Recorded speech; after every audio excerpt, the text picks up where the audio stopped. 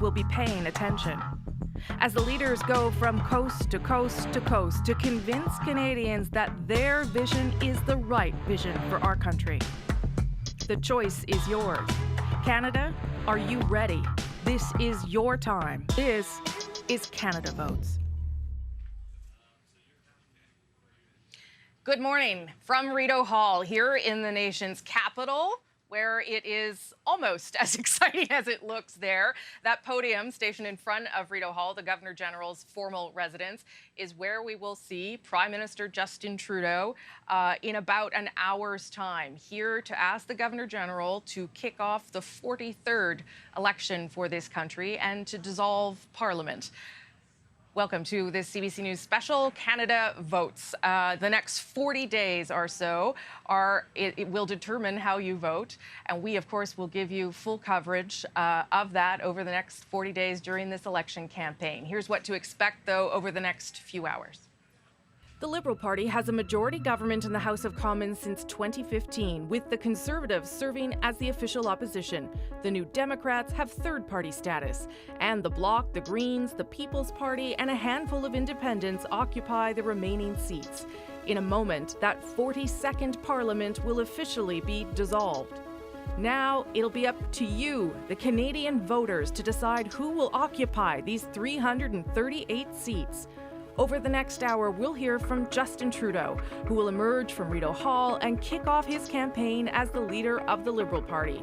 And we'll also hear from all the other leaders from all the other federal parties across the country, all vying for your votes on October 21st.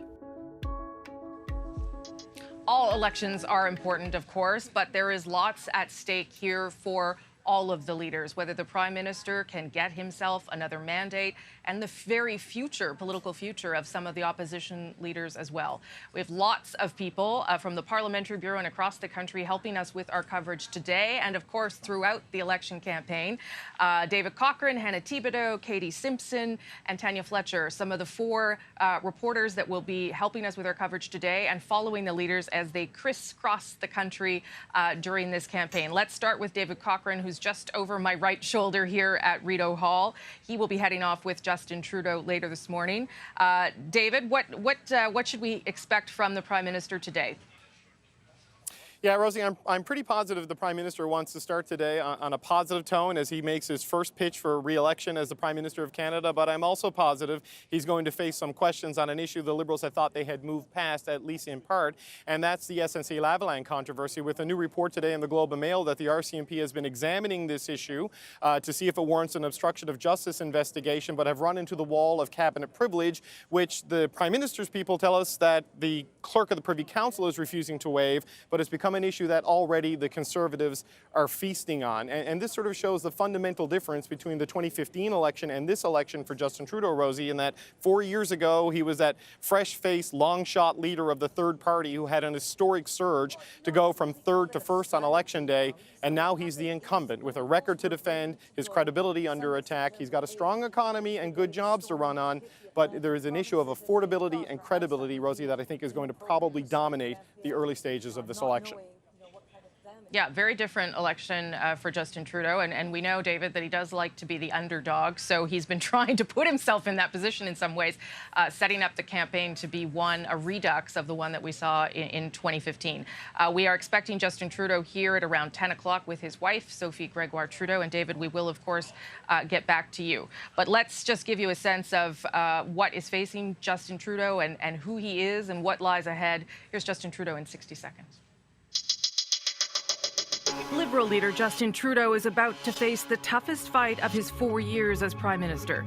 In 2015, Trudeau brought the Liberals in from the political wilderness, from only 36 seats in the House of Commons to a clear majority. Best case scenario for the Liberals, then, is defending that majority. But the shine is off Trudeau's so-called sunny ways approach to politics, and his opponents know it.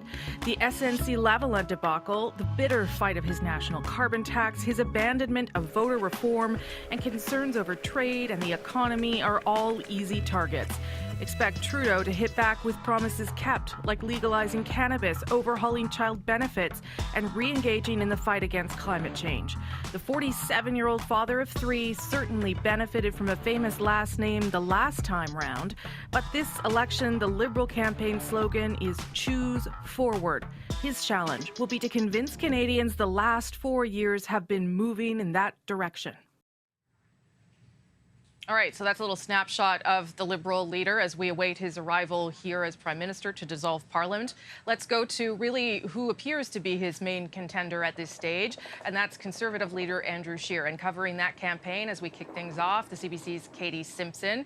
Things seem to be pretty much neck and neck if we were to believe the public opinion polls. Certainly Eric Grenier's poll tracker suggests that too, Katie. Give us a sense of what these first couple of days, or today at least, is going to look like for Andrew Shearer. Well, the Conservatives certainly see today as starting on a very positive tone. They are very excited about that story in the Globe and Mail that raises questions about whether the Prime Minister needs to waive full cabinet confidences or convince the Clerk of the Privy Council to do so that the RCMP can do its job properly. Here on the tarmac, Andrew Shearer was supposed to unveil his campaign plane today, hop on board and head off to his first destination. He wasn't going to speak to reporters at first, and he wasn't going to take any questions. But since that bombshell report in the Globe and Mail was published, that's changed Andrew Shearer's agenda today. So he's going to be making a statement within the next half an hour or so before hopping on board his plane and heading into Quebec. Now, the Conservatives, I spoke a number of Andrew Shearer's inner circle. They're here, and I asked them for the reaction when they first read the Globe and Mail story. What did they think? One said to me simply, wow. So they're a little bit excited about that, to say the least, Rosie. Okay, Katie Simpson there at the airport with the Shearer plane behind her, and she will be covering Andrew Shearer for a little while anyway, and we'll check back with her throughout the special as well. Katie, thanks for that. And of course, here with me as well, helping with our special election call day coverage is the CBC's Vashi Capellas, of course, the host of Power and Politics. Good morning. Hi, Rosie. We're going to be busy for a while. Just a bit. So both Katie and David talking about that Globe and Mail story around SNC-Lavalin and the suggestion that there has been some impediment to cabinet confidentiality and lifting that so that people can talk to the RCMP. Regardless of the details of the story, not the headline you want to see as you're about to head into an election. Probably not. No. If you're Justin Trudeau, if you're Andrew Shearer, it's the exact headline that you wanted to see, and we know that Andrew Shearer will address that right away. He wasn't going to take questions, now he is, because he wants to be talking about SNC. I think it also fits into something that the Conservatives want to get across. They're trying to paint Justin Trudeau as unethical, as lacking in the ethical standards that he set for himself, or not meeting them. And I think that is something that they want to keep driving home, versus the Conservatives, or the Liberals rather, when you hear that Justin Trudeau get up, he's going to be pushing the message that the Conservatives are all about austerity, right? But he's going to be pushed off that message today, because now he's going to have to take questions on SNC. Yeah, okay. Again, yeah. Although, and we'll talk to Eric Grenier throughout the special as well. Hard to tell whether it continued to have an impact in the public opinion polls after they were covered in the spring. May just already be baked in, as it turns out. Okay, we gave you a taste of Justin Trudeau in 60 seconds. Here's what you need to know about Andrew Shearer. Conservative leader Andrew Shearer is fighting hard to be the next Prime Minister, and he's closer than any of his opposition rivals to making it happen. He promises to lower the cost of living, balance the budget in about 5 years, and abolish the carbon tax, among other things. But his opponents are keen to exploit Shearer's past statements on social issues like gay marriage and abortion. He says a Conservative government will not reopen these divisive social issues. Shearer is the youngest of the federal party leaders, and he got his start early. First elected to the House of Commons at age 25, he made history by becoming the youngest speaker at 32. The father of five was born in Ottawa but got his start in federal politics in Saskatchewan. The Conservative campaign slogan this time round is, "It's time for you to get ahead." The challenge for Shearer will be to convince Canadians dumping Justin Trudeau is the way to do it. So there you go. Some of what you will need to know about Andrew Shearer as we kick off our election coverage. Of course, you'll grow to know him and his policies much more over the next 40 days. Here's what we're waiting for, though. Here outside Rideau Hall, the Prime Minister expected to arrive with his wife, Sophie Gregoire Trudeau, at 10 a.m. Eastern this morning. And he will, after making the request to dissolve Parliament to the Governor General, step outside here to that podium that's just behind me to take some questions and set the tone for this first election day. Then he will jump on his plane, head to the other side of the country, where I was just a day ago, to Vancouver, British Columbia, where he will have a late rally in a riding that they are hoping to take from the NDP. Lots more coverage straight ahead here on CBC Canada Votes.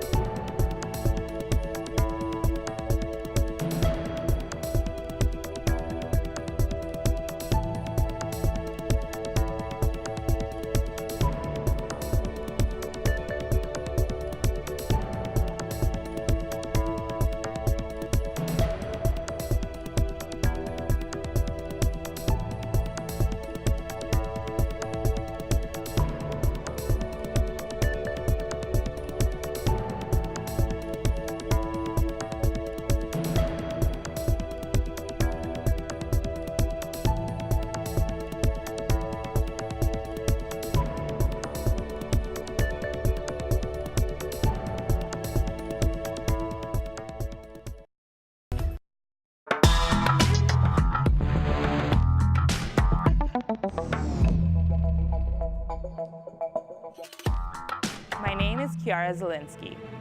My name is Norm. My name is Anna. My main concern is affordable housing. My main concern is the environment. My main concern is about immigration. I vote because my generation should have a voice. The news that I see, it scares me. I vote because it is my second home and I'm so happy and so proud to be here. Hi, and welcome back to CBC News Canada Votes special election coverage of the beginning, the starting gun of this 43rd election. You are looking live at a shot of Rideau Hall there and the podium where we expect to see Justin Trudeau in about just after 10 o'clock, after he visits Governor General Julie Payette. And just before that, you saw some Canadians, some of you, because ultimately this election is about you and voters, what you care about, what you want to hear from the leaders, and how you will make this decision over the course of the next 40 days. And that, too, will be a big part of our coverage. We want you to help us direct what we should be talking about and what we should be asking the leaders, too. And the reporters that are going to be asking those questions of the leaders here with us now, they are hitting the road with the leaders as of today, if they have a bus and a plane, and not everybody does.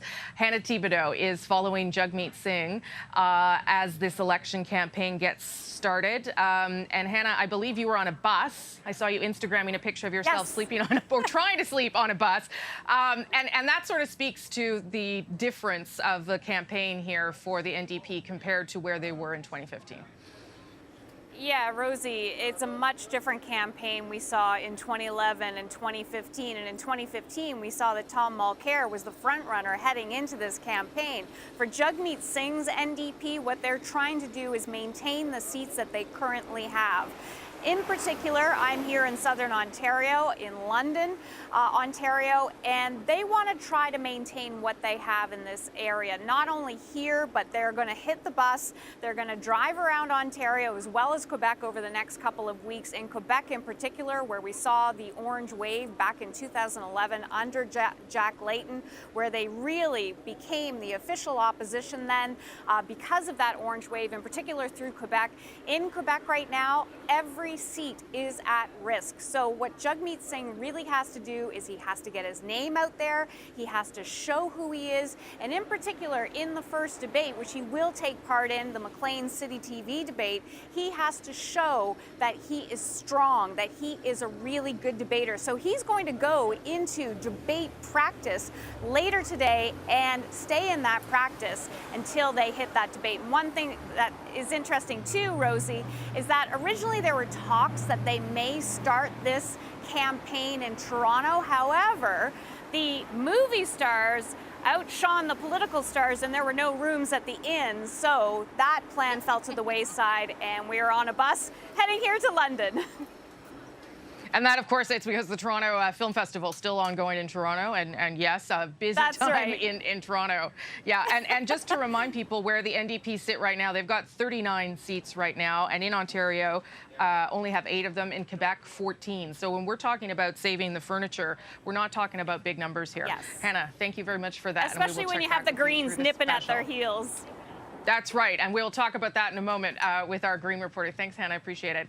We've given you a sense of who these leaders are. Let's bring you up to speed a little bit, get you more familiar with Jagmeet Singh. Here he is in 60 seconds. The NDP's Jagmeet Singh is a leader in serious trouble. His challenge will be to stop and ideally reverse a downward spiral that started in the last election cycle.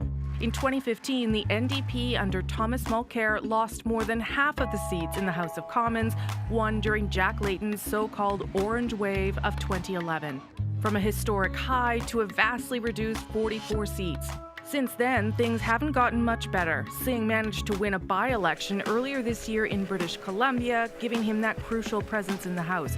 But the party lost a handful of other by-elections, and the NDP's prospects in Quebec, where the orange wave really took off, are dismal at best.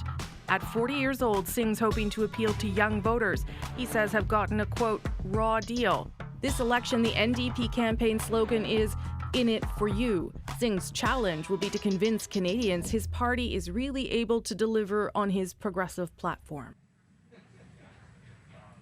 All right, that brings you a little bit up to date on Jagmeet Singh. Again, the next 40 days, not only about trying to understand what each party has to offer you, what they're putting on the table in terms of policy, but getting to know the leaders too. Who are they as people? And do you think they'd make a good prime minister? That's part of your job as a voter over the next number of weeks. And one of the people who's got newfound momentum is Green Party leader Liz May. And Tanya Fletcher is following that kickoff, election campaign kickoff in Victoria today. Tanya, Hannah mentioned it. There is momentum here for the Green Party. There is a chance for them to sort of lean into some of the votes that the NDP might traditionally get, even that the Liberal Party might traditionally get. What are we expecting from Elizabeth May today?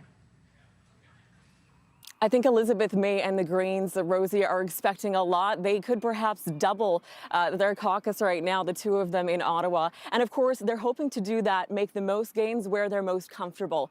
And that is here on Vancouver Island, and specifically here in the south. Looking at Vancouver Island as a whole right now, it's mainly orange. Of the 7 ridings, the NDP hold 5 of them, but the Greens' only 2 seats are also right here on the island. Of course, Elizabeth May is a very familiar face around these parts, and she's hoping that they can really build on that momentum and at the expense of the NDP perhaps chew into some of those progressive voters and those left of center voters. It's interesting. We spent some time here the past week up in Nanaimo and in Vancouver Island in Victoria here, and talking to voters. One man said to me, you know, this area is ripe for change. You also have a lot of strategic voters who say it's anybody but the Conservatives, the ABC approach. And so they say whoever at the, come voting day is in, say, second place besides the Conservatives, that's who they'll vote for. So still a lot of ground to be gained here, and a lot of shifts that we could see within the voting strategies here on Vancouver Island. So we'll see what Elizabeth May has to say for herself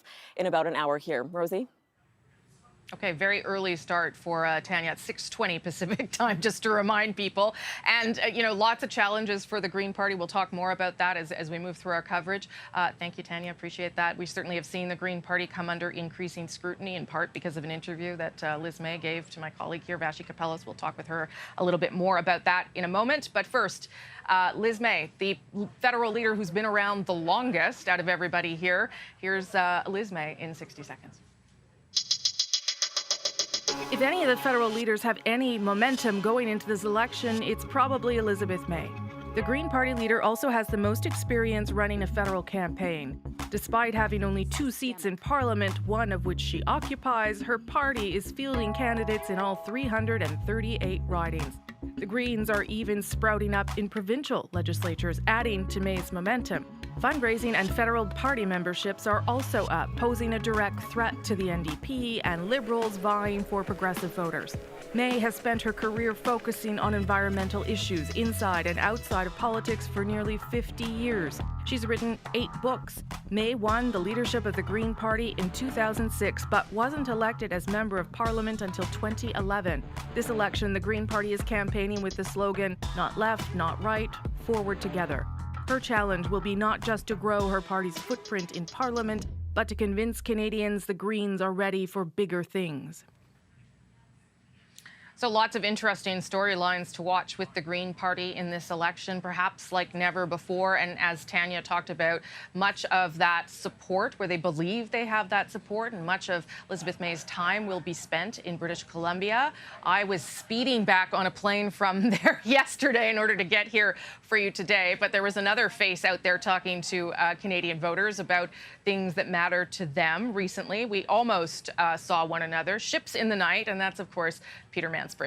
Hi, Peter. Good to see you. Hey, Rosie. Good to see you. So you were out there, too. I don't think you were in the same neck of the woods as me, but you were trying to get a sense from Canadians about what they're thinking about as we head into this. Yeah, I was in the interior, Kelowna, Hamilton Hot Springs, or Harrison Hot Springs. So some good spots, beautiful spots. It was gorgeous weather last week in BC. But the idea is exactly what you suggest. Try to get a sense from Canadians, listening to Canadians about what's on their mind.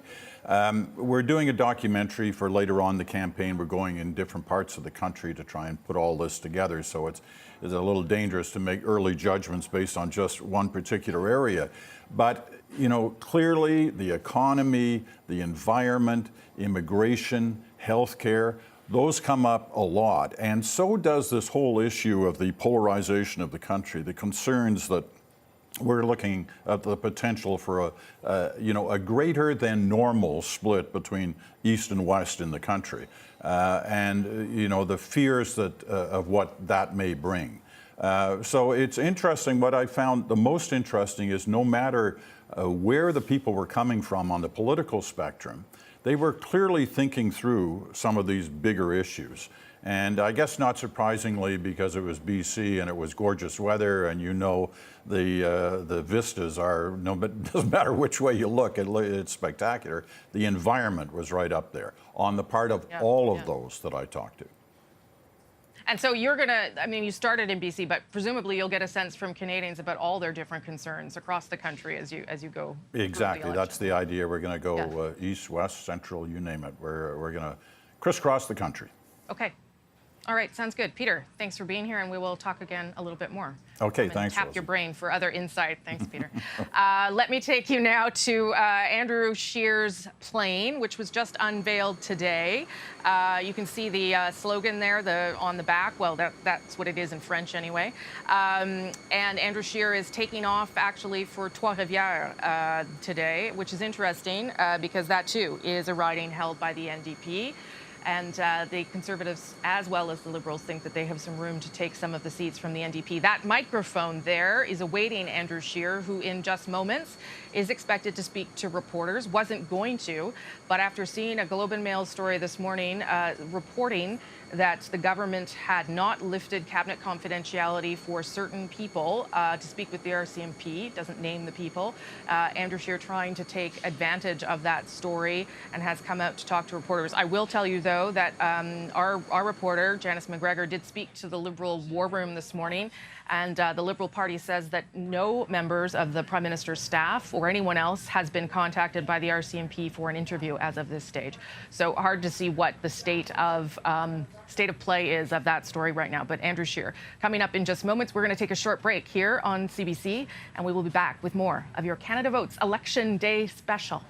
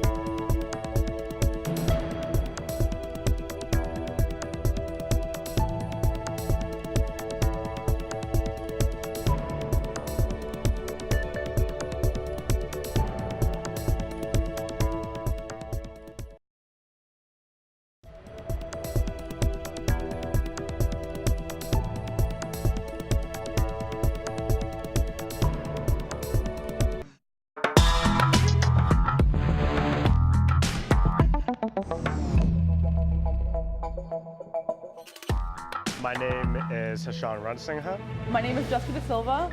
My name is Jonathan Cox. My main concern is the First Nations. My main concern is Canada's response to climate change. My concerns are financial stability. I vote because representation is important. And I vote because it's my right to do so. And I want to make sure that they hear from people like me, too. Just some of the voters and Canadians who will be watching the election as it unfolds and trying to decide where they will put their vote. This is a live shot right now of the Ottawa airport. Andrew Shearer's plane standing by as they get ready to take off for their first campaign stop. And that microphone there set up for the Conservative leader who plans to come out and speak to reporters before getting on the plane and heading off to Trois-Rivières. Of course, we are waiting right now at this hour for Justin Trudeau to arrive at Rideau Hall at about 10 o'clock. And he will go inside, talk to Judy Payette, the Governor General, and recommend dissolution of the 42nd Parliament. And off we go into the 43rd election. Vashi Kapelas is here with me, the host of Power and Politics, of course. I want to go back a little bit to the Green Party leader, if we can, because that's sort of, because of you and the interview you guys did last week, become one of the dominant stories at the beginning of this election. Where she made those comments about abortion. So just people who maybe haven't been paying attention, bring them up to speed on what she said. It's been a kind of rough week for Elizabeth May and the Greens. So she essentially said that she herself, her personal view is that a woman has a right to choose where abortion is concerned, but MPs, should there be backbench Green MPs, would be able to come forward with private members' bills, motions that potentially did open up that debate again. She would try to dissuade them, but she said because of party policy, she couldn't whip the vote. She couldn't prevent them from doing so. A few hours after that comment became public, the party issues a statement saying, oh, no, wait a second. Nobody with those views would actually get through the vetting process, so there's no chance of the Green Party ever reopening that. Kind of doing some damage control, and you could see kind of addressing concerns that progressive voters might have about the Green Party. Then last night, we have Pierre Nantel, one of the Green Party's star candidates in this election. Stolen from the NDP. Stolen from the NDP, exactly.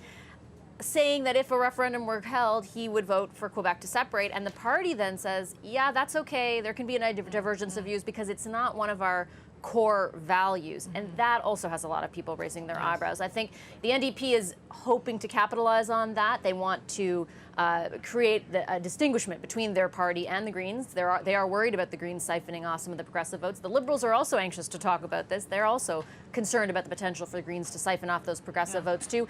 This week didn't help Elizabeth May's cause. No, a little curious that Canadian unity wouldn't be part of a federal party's core value system. So, I mean, I think part of what they've been trying to suggest or spin is that it's not a top-down party, and so everyone can have their own opinion. Which sounds great in theory, but I don't know how it doesn't seem to be working in practice. No, and I think, for the Greens in this election, like every past election, but more so in this one, the question is, can they turn their popular support into seats? And the structure, the organization, and the effectiveness of the party as a unit is going to be central to answering that question. And it, as I said, like this week didn't help answer those questions. It's not like the impression was created, hey, we have our stuff together, here's what we stand for, here's what you're voting for. There is confusion, probably among progressive voters right now, but what exactly the party does stand for on issues other than climate change. Okay, we are going to go live to the tarmac at the Ottawa airport where Andrew Shearer is coming out of his plane. We are watching for him. Oh, he's about to come out, sorry. It's all very, that might be him putting his coat on, might be some of his staff. Anyway, he wasn't going to take questions from reporters until later today when he was at his first campaign stop in Trois-Rivières in Quebec.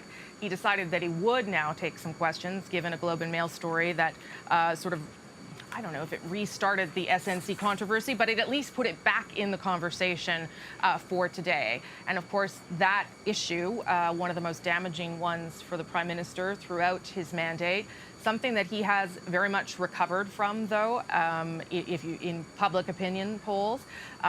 So it's unclear whether there could be any further damage to that or whether much of that is already baked in.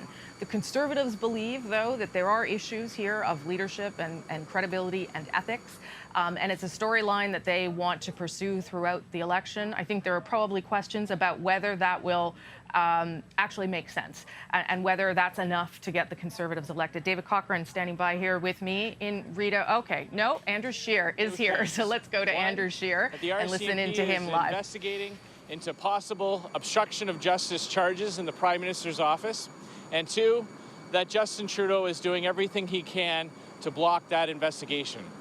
So I'm calling on Justin Trudeau to do the right thing and immediately waive full privilege so that those individuals can testify to the RCMP. Alors, nous avons appris 2 choses ce matin de ce début de la campagne. 1, le GRC fait enquête sur une possible entrave à la justice. Et 2, que Justin Trudeau va tout faire pour le bloquer. Alors, je lui demande de se lever le privilège dès maintenant. Thank you very much, and I'm happy to take your questions.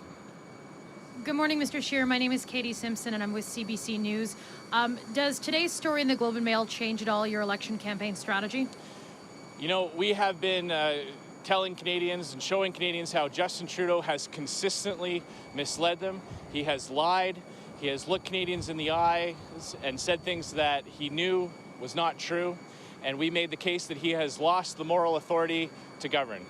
So, over the next 5 weeks or so, we're going to be outlining our vision for the country to put more money back in the pockets of Canadians and let them get ahead.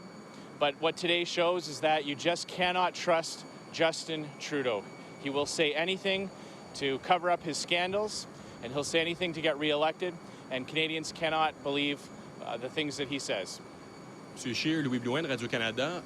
On l'a vu après le dépôt du rapport du commissaire à l'éthique. After the ethics commissioner report was tabled, that the polls didn't change much. Why do you think it will be different this time? What is different about what we heard today? Well, this scandal is not about the impact on polls. It's about integrity as to whether Justin Trudeau has the moral authority to continue to govern. So, over the next 5 weeks, I will be asking Canadians the reasons why. I will be explaining the reasons why Justin Trudeau has lost that authority and our alternative plan. Canadians living according to their means, putting more money back in the pockets of Canadians to improve their daily lives. So that's our message, and I think our message will resonate with Canadians, and that Canadians want a government that abides by the law.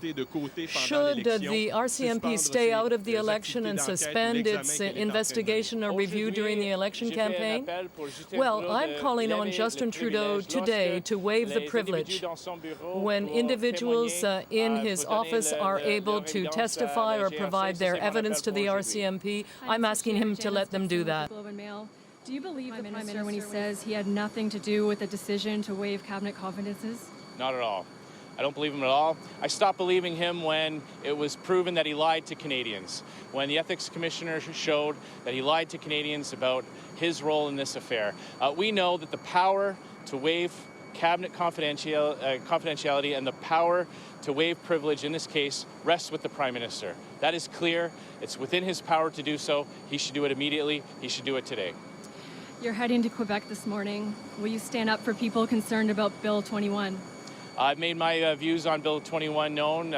It's not something that our government would, our party would ever consider at the federal level. We will always stand up for the rights of Canadians and the rights for expression and the rights of freedom of religion.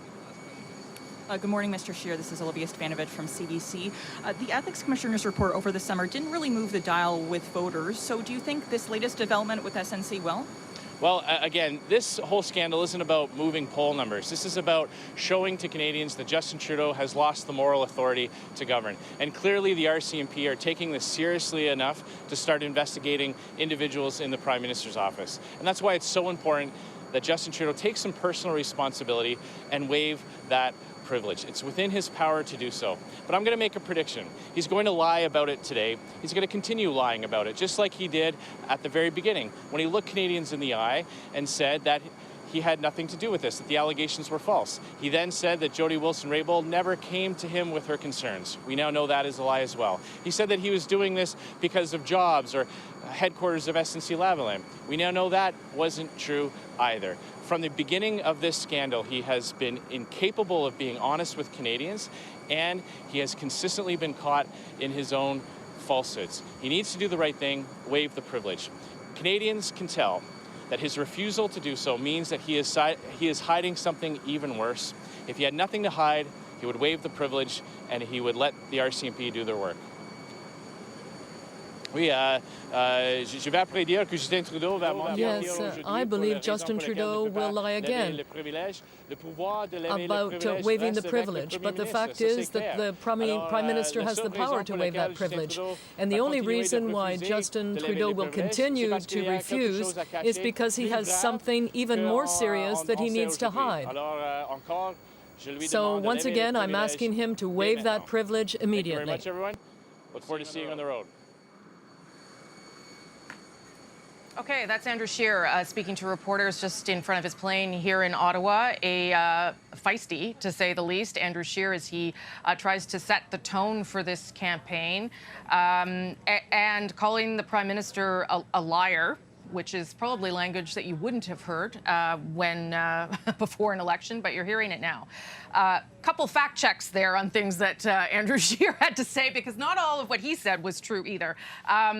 First, point out that the Liberal War Room says that, in fact, the RCMP has contacted no current or former staff of the Prime Minister for documents or interviews. And there is certainly no suggestion in this Globe and Mail story today that that there is an investigation into the actions of anyone there. So play a little fast and loose with that report and what we know to be true. Yeah, what the Globe is saying is essentially the RCMP is looking into the possibility of obstruction of justice, and that people who could have talked to them, who they wanted to talk to, aren't able to say what they want to say, they say, because of cabinet confidences. We don't know if those people, well, the Prime Minister's office is saying those people are not in the Prime Minister's office, that the RCMP has it. So we don't... Could well be cabinet ministers or former cabinet ministers, for instance. Exactly. So we don't know exactly.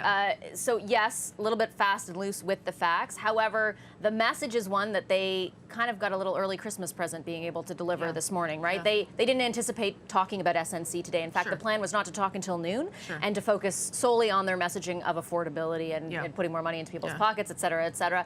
This morning, instead, an impromptu sort of press conference in which Andrew Shearer wanted to talk as much as possible about Justin Trudeau's leadership and call it into question. Like you said, though, and you've brought up during this newscast, it's unsure, and lots of questions he got too. It's debatable about whether or not at this point in this, quote unquote controversy, that moves the dial for them at all. It didn't stop them from hammering the message today, but you even saw Mr. Shearer pivot quite often to his own message on affordability. So a tacit sort of acknowledgement there that this isn't all everyone cares about. Yeah, David Cochran, let's bring you in here, because there did seem to be, I don't know, they really were chomping at that story in the scrum there, and I wonder if they have to be careful about balancing those things Vashi was talking about. Sure, take advantage of whatever weakness you think your opponent has, but if you're not going to put some stuff in the window for Canadians too, that's not the thing that's going to get you elected. Yeah, it's kind of an illustrative way to start off this campaign, Rosie, because all of the parties, they have their plan, the positive message that they want to start off with, the things they want to use to try to convince voters to vote for them, and then they have their negative plan as well on how they're going to try to discourage or suppress or attack their opponents. The one thing they all kind of can't prepare for are events. I mean, Justin Trudeau thought SNC-Lavalin was a sunk cost coming out of the Mario Dion report, the Ethics Commission report, and now the Conservatives have another issue, another revelation with it, which they think they can sink the Liberals. But you can't prepare and predict these things. Like, look at what's happened with Elizabeth May this week. The questions she's had to take about abortion. She has one of her candidates running in Quebec talking about separatism and independence. Pierre Nantel, the former New Democrat, he's gone from a prize recruit to a distraction in a matter of a couple of weeks. So it is that challenge of things coming in and barging into the plan. And this is not how Justin Trudeau wanted to start the first day of Election 43. He's going to face questions about SNC-Lavalin. They have their defense right now is that the RCMP hasn't contacted anybody. This is not what they want to be talking about on day one. Andrew Shearer happy to feast on it, though. I mean, the Prime Minister is going to get questions about this for sure. I would point out that They did waive cabinet confidentiality for Jody Wilson-Raybould in order to speak at the Ethics Commission. That's what allowed her to come in front and speak. However, she has said then and continues to say now that there are ongoing questions that she can't answer because that full confidentiality was not waived. And there is a dispute between her and the Prime Minister's office about whether that is accurate and just, in fact, how much she can or cannot say. So, you know, the Globe story leaves me with probably more questions than answers, frankly. Who is it that's trying to get the privilege waived? And how is it being limited? Because some of it has been lifted. And anyway, I guess we'll find out more or not in the days to come. Let me go to Katie Simpson. Thanks, David, who's on the tarmac there with Andrew Shearer. And she's just popped out of that press conference or that scrum where you heard her asked a question of Andrew Shearer. He seemed quite energized, Katie. Would that be a fair assessment? Absolutely, that's a fair assessment. But one thing to point out, and I believe you and Vashi did mention it, Andrew Shearer made allegations that are certainly not made in the Globe and Mail, suggesting that the RCMP is investigating. Those are the first words out of his mouth, really, in that little scrum, that first scrum of the election campaign. That's not what the Globe and Mail reported. The Globe and Mail had reported that the RCMP was looking into the issue. Did not. The story clearly said there was no investigation, at least at this stage, that anyone is aware of. So it's important to keep that in mind, that there were allegations there that we need to fact check at the start of this. But one big question is, we knew that this issue would come up during the election campaign. It's just, how are the Conservatives going to play it? And we know that Andrew Shearer's main message to voters is going to be about the economy. It's about a Conservative government will leave more money in your pocket at the end of the day. And whether the Conservative team is going to let the events and the other scandals involving the other parties really shape their message. And we saw today that, yes, Andrew Shearer had to change the start of his campaign, had to shift his message today to try and capitalize and try and take advantage of a misstep of another party, of his main opponent. So Andrew Shearer did pivot there. One other thing I want to point out, I'm being sort of told that we need to get on the plane, so I got to wrap up and make this quick. He was asked about Quebec's secularism law, and that's another big thing that's going to come up. He's going to take questions a little bit later today, and that's another issue that's going to come up, because this is something that the federal leaders really have avoided digging into because of the popularity of that bill. Even though everyone's opposed to it, Andrew Shearer said they'd never implement anything like that at the federal level. But what would a Conservative government do, if anything, about that? Well, at the provincial level, in terms of what's going on in Quebec. So I'm going to leave you guys because I got to get on that plane and follow the leader along. Yes, they're not. They're not going to wait for you. Okay, off you go. Thanks, no, Katie Simpson there on the tarmac in Ottawa. And, you know, as we get this campaign started here at the beginning, it hasn't even officially started, as we await the Prime Minister, we will also get a good look at where the polls sit now. There's Eric Grenier in the Power and Politics studio with his fancy graphics to break down where things stand as we await the Prime Minister's arrival here to kick off the 43rd election in this country. We will be right back after a short break. You're watching CBC News.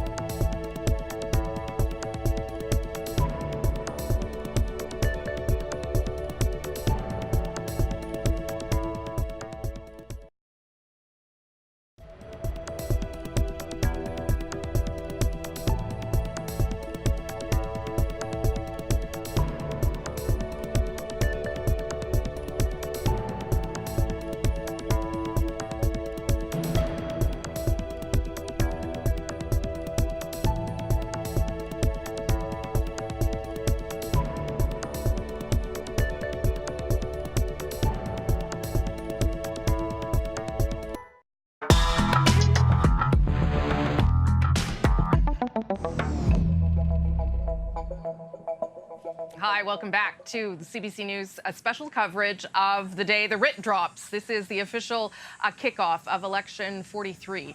Of course, the election campaign will run 40 days. Your chance to weigh in on how everyone does comes on October 21st.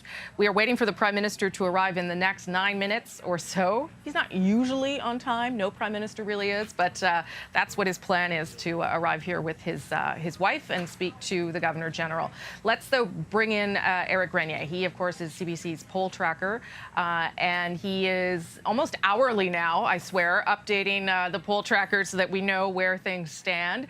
And it's good because it gives you a good overview, but also breaks it down region by region. So let's start nationally, what the picture looks like here, Eric.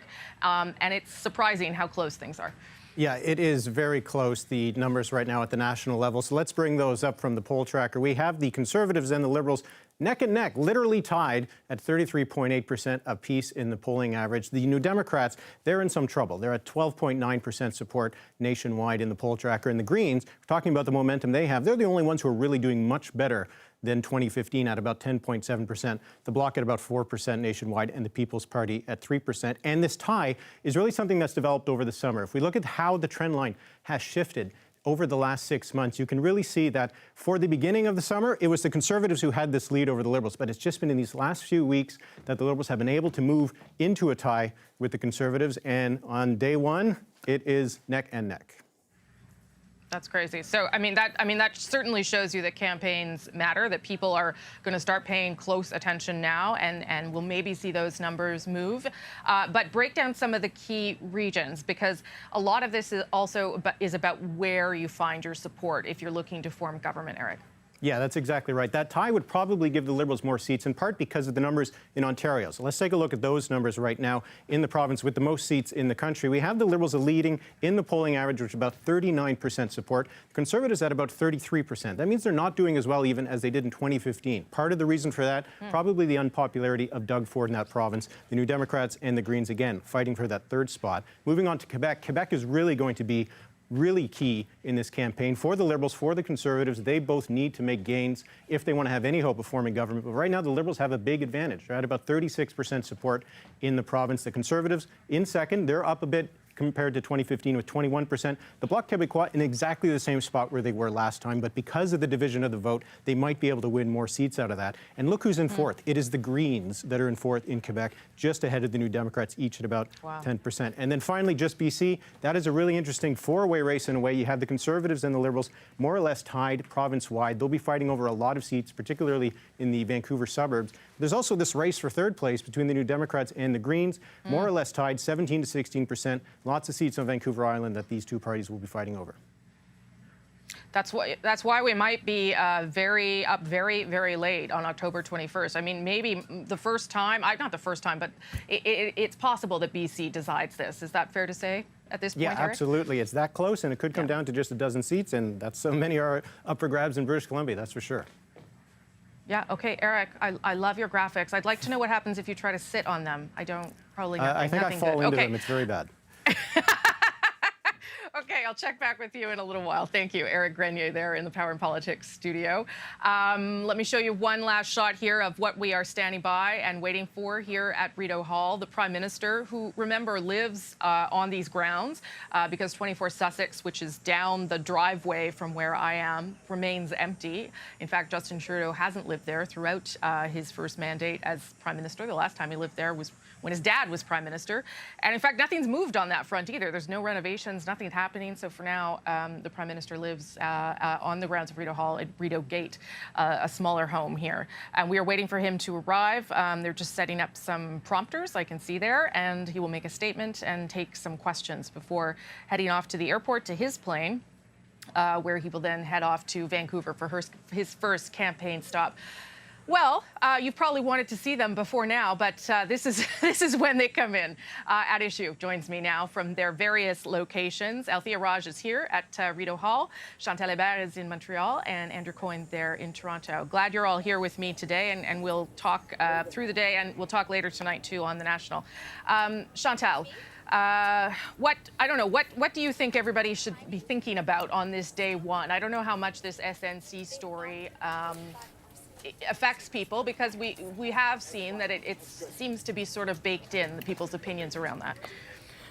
Two things. Yes, I do think it's baked in, and if the findings of the Ethics Commissioner did not result in much change in public opinion, it's probably because most people decided back in the spring that they knew enough to come down on one side or the other on this. Also, there is also the media and the political framing of this day. The election start story is going to feature leaders trying to sell voters on their narrative of the election. You saw Andrew Shearer give an early scrum on SNC-Lavalin. That's because he doesn't really want to be in the SNC-Lavalin story. He wants to be in the big frame looking like the alternative to the Prime Minister. So it may be that, I mean, the story is probably interesting for the opposition. It may have been more interesting if it had come out a day earlier.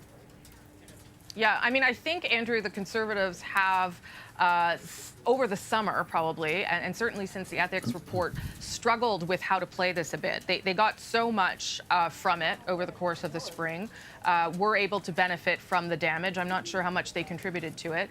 And now here we are at the beginning of the election. The fact that it's in the headlines is certainly good news for them, but it seems it seems that they have to struggle to balance their own messaging, as Chantal points out, and how far they need to go down the road of that story. Yes, and we'll see what kind of impact it does or does not have in the polls or on party strategies. But it's a hell of a thing to be running an election campaign in the shadow of a preliminary inquiry, informal investigation, whatever you want to call it. But there's something that has been going on at the RCMP. Up until now, one of the things we've been told is this isn't a big issue because no laws were broken. Well, at least somebody in the RCMP thinks this is at least an issue. They've been interviewing people, and they've been stymied, reportedly, by people's unwillingness to speak because they've been under cabinet confidentiality. Now, this has been hanging over this issue since the Ethics Commissioner, when he reported that 9 witnesses said they couldn't talk because of cabinet confidentiality. That's serious. It's especially serious if you're now talking about a potential RCMP investigation. And I think that becomes more the issue now is, what on earth is the argument against releasing people? They certainly seem to believe, all of them, that they're under cabinet confidentiality. What on earth is the argument against the Prime Minister waiving that confidentiality now? Now, when we're absolutely when it's become part of an RCMP potential investigation, I just don't see it. You cannot say, well, the Privy Council clerk is making that decision. The clerk of the Privy Council reports to the Prime Minister, not the other way around. He has the ultimate decision-making authority on this. Yeah, certainly the Prime Minister could say, go ahead and waive it. I mean, that's what he did in the case of Jody Wilson-Raybould, although it was a limited period of time that it was a period of time that was waived, not a blanket lift of the confidentiality. Important for people that don't follow this stuff probably as much as we do. The RCMP generally sort of poke around on things to decide whether they're investigating, but they never actually confirm whether they are. So reporters try and talk to people behind the scenes who will tell us where things stand. Althea, what do you make of all of this playing out on day one, and whether it has, any significant impact? Obviously, a little soon to say, but. Well, it has significant impact on what the Prime Minister is going to be asked today when he comes out of Rideau Hall and addresses reporters, for sure. So it's not a good day for the Prime Minister. It throws him off of his message. And it allows Mr. Shearer, who's had some problems, or at least that's what Conservative strategists think and what voters report, of looking a little weak, that he's not aggressive enough, that they're worried that he can't go toe-to-toe with the Prime Minister.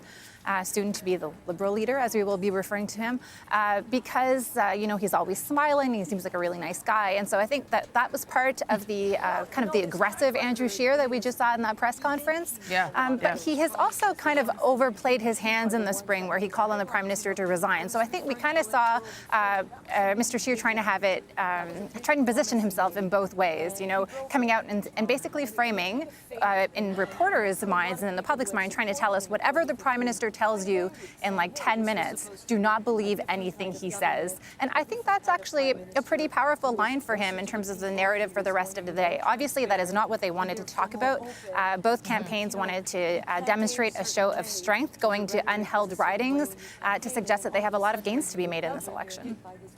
Yeah, I agree with what you're saying, but Chantal, I wonder if he overplayed a little bit by by suggesting that there is an investigation and that people inside the Prime Minister's office are being spoken to, because that's not, in fact, what the article suggests. I think in an election, it's probably important to stick to facts, and the Globe and Mail story says clearly, black on white, that there is not at this point an open criminal investigation by the RCMP.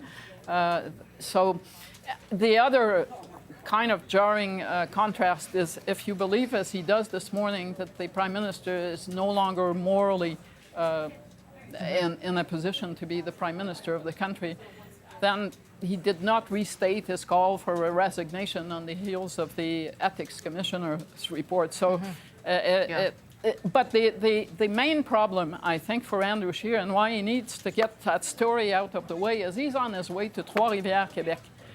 And it is not an asset to the Conservatives, the SNC-Lavalin saga. They have not won the debate on this in this province. And every time that he goes very aggressively on this file, people look and say, so you would have let SNC-Lavalin sink, and that is not what the Conservatives want at this point. I just want to bring people up to speed. It's 10:02, so the Prime Minister is officially 2 minutes late. Because those kinds of things matter to me. He is going to make his way here, though, with his wife, Sophie Gregoire-Trudeau, to talk to Julie Payette and have Parliament dissolved, and then he will come out and answer some questions. Andrew, what could he possibly say at this point about those questions? I mean, he will say what he's always said, I think. And I wonder if by questioning his moral authority, Andrew Shearer has not now put, and maybe this is what he wants to be doing, but now has to demonstrate how Justin Trudeau has lost the moral authority to govern. And if that's the frame for the whole election, what does that look like? That's a lot of questions for you, so just choose one. We're talking about Shearer. I think moral authority is rather strong language. I'm not sure you can sustain that for the entirety of a campaign. What the Conservatives have to, if you look at that, you unpack that slogan of theirs of "It's time for you to get ahead." That plays into the same resentment in some ways that the Liberals ran on in 2015, that everyone else is getting ahead and I'm not. And you can fill in the blanks of who's getting ahead and who's not in various ways. One of which I suspect from some of the preliminary Tory rhetoric is the game is rigged. If you're close to the Prime Minister, you get certain favors. If you're not, you don't. One aspect of that, one example of that, they will no doubt talk about is SNC-Lavalin. So it can be made to fit into this narrative because there's certainly lots of polling data that people in a generalized way, large numbers of people, think the system's rigged, think the economy's rigged, think the politics is rigged. Whether that's accurate or not, there's certainly a perception out there. And, certainly when you look at SNC-Lavalin, it's hard to say entirely that it's wrong in that particular matter. But not to change entirely your tack, but it's one thing to talk about Andrew Shearer versus Justin Trudeau, and it is at this point lining up to be one of those two-way battles for power. But I think what is important today is also, from Mr. Shearer's perspective and Mr. Trudeau, how the others get through the day. Because any revival of the NDP is good news and probably needed news for the Conservatives. So for them, they need to have a good day, but they need Jagmeet Singh to have a better day than the days he's been having. And by the same token, there are concerns among Conservatives as to what is going to be happening to the Green Party and Elizabeth May. There is an assumption out there that she will have a great campaign. But so far, that's unproven.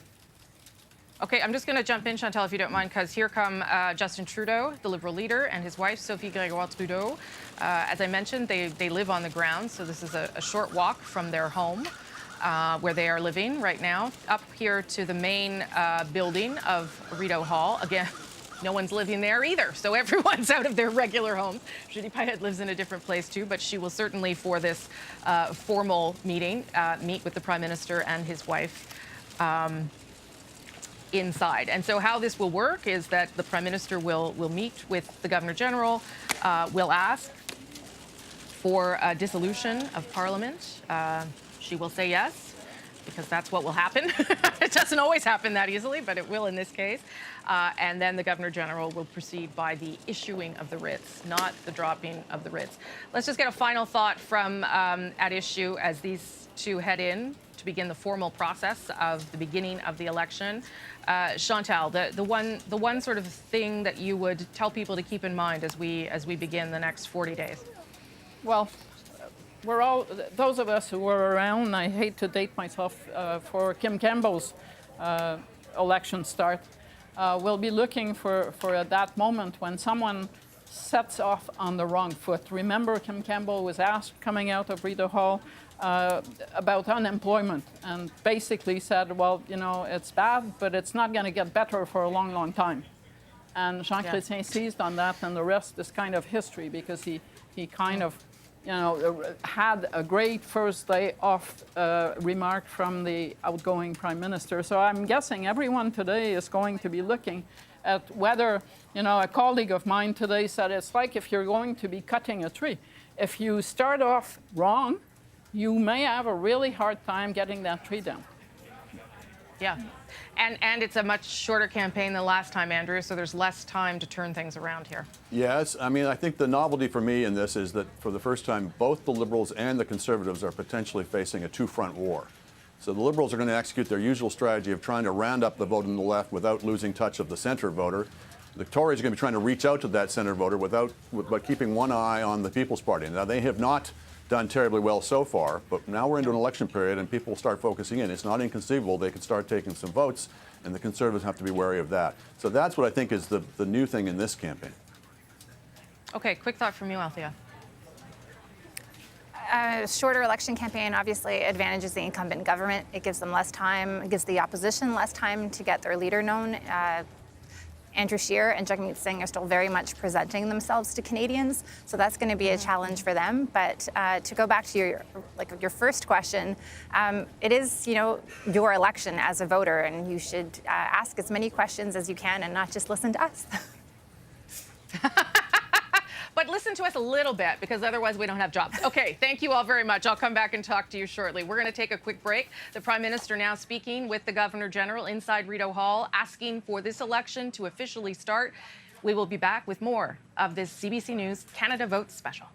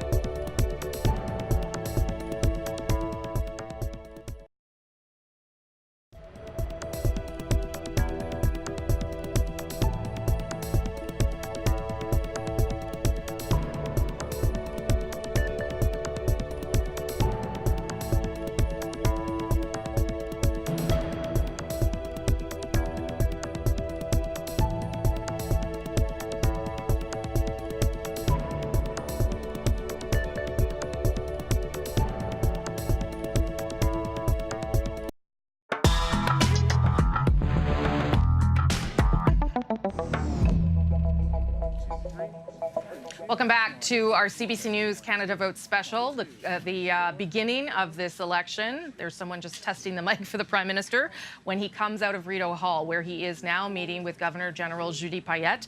The Liberals saying that the Prime Minister, the Liberal leader, as we will call him throughout this election, will be in there for about 15 to 20 minutes, and then he will come out not far from where I'm sitting and make a statement as he kicks off his election campaign and take some questions from reporters before he heads out to begin campaigning for this first day. We, of course, have reporters with all the major campaigns, and we will be covering all aspects of the election today and throughout the next 40 days. Hannah Thibodeau is covering Jagmeet Singh, who is in London, Ontario today. There she is there. And Tanya Fletcher is with Elizabeth May, who begins her campaign today in Victoria, British Columbia, a place where the Green Party hopes to make some inroads. And we will talk to them throughout the election special coverage as well. Peter Mansbridge joins me now for a little bit of historical context of how things have unfolded. Peter, I understand you wanted to weigh in here on the notion that the RCMP are not investigating, because there is a difference for the RCMP, but they are asking some questions of people in regards to SNC-Lavalin. Right. Just a couple of quick points. As you all have mentioned, it throws Trudeau off his game, his planned game for the opening of the election campaign. But more importantly, and we shouldn't kid ourselves here, there's a reason the Conservatives are strategically trying to make this link between investigation, and you quite correctly point out that's not what the Globe story said, but investigation, the RCMP, and the government of the day. If we go back to 04-05, that campaign that kind of bridged the Christmas holidays, the turning point for many people in that campaign was when the RCMP announced they were in fact doing an investigation.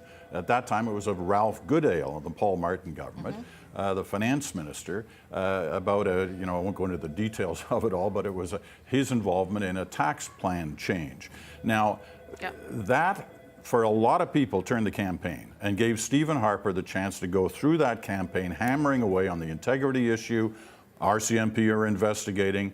A lot of language similar to what we heard Shearer say just a little while ago. So let's not kid ourselves. There's a reason that they're saying what they're saying, and they're bringing it up right now, because it'll have an impact no matter how long they play it. I agree with you. There are questions about whether the SNC story has a life. I can tell you, when I was in BC last week, in BC, nobody raised it, that question. Nobody. And we talked to dozens of people.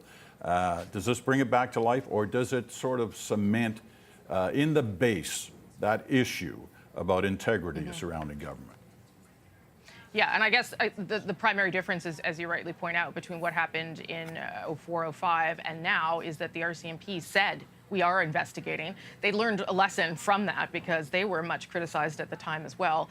And the Globe story also reports this morning that they are not going any further now. Everything's sort of on ice during the election. And unless things get leaked, which is very probable, we're not going to hear much more about this, I guess. I agree. I agree the Liberals are hoping too. I agree with you to a point. The fact is, he's put that word out there. Shearer, I mean. He's put the investigation word out there. He's used the liar word. He's really stepped up his game.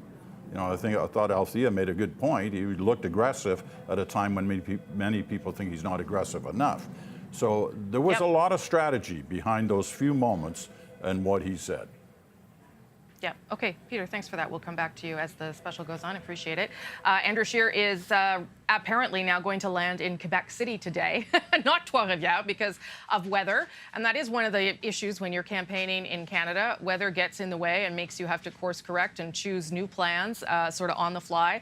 So they're going to land in Quebec City today and then take a bus to Trois-Rivières. And as you know, or as you may know, the Quebec City region, really a place where the Conservatives have made inroads in the past and picked up seats, hope to again. And the Trois-Rivières riding is currently held by an NDP MP. They're hoping that they can pinch that back from the NDP. But what might get in the way and what might surprise people who don't follow Quebec politics closely is that the Bloc Québécois is still a force in that province. They have now another leader who's probably not familiar outside of Quebec, but he has a history in Quebec, and they are hoping that they can return that party to official party status. Here's a little bit of Monsieur Blanchette in 60 seconds.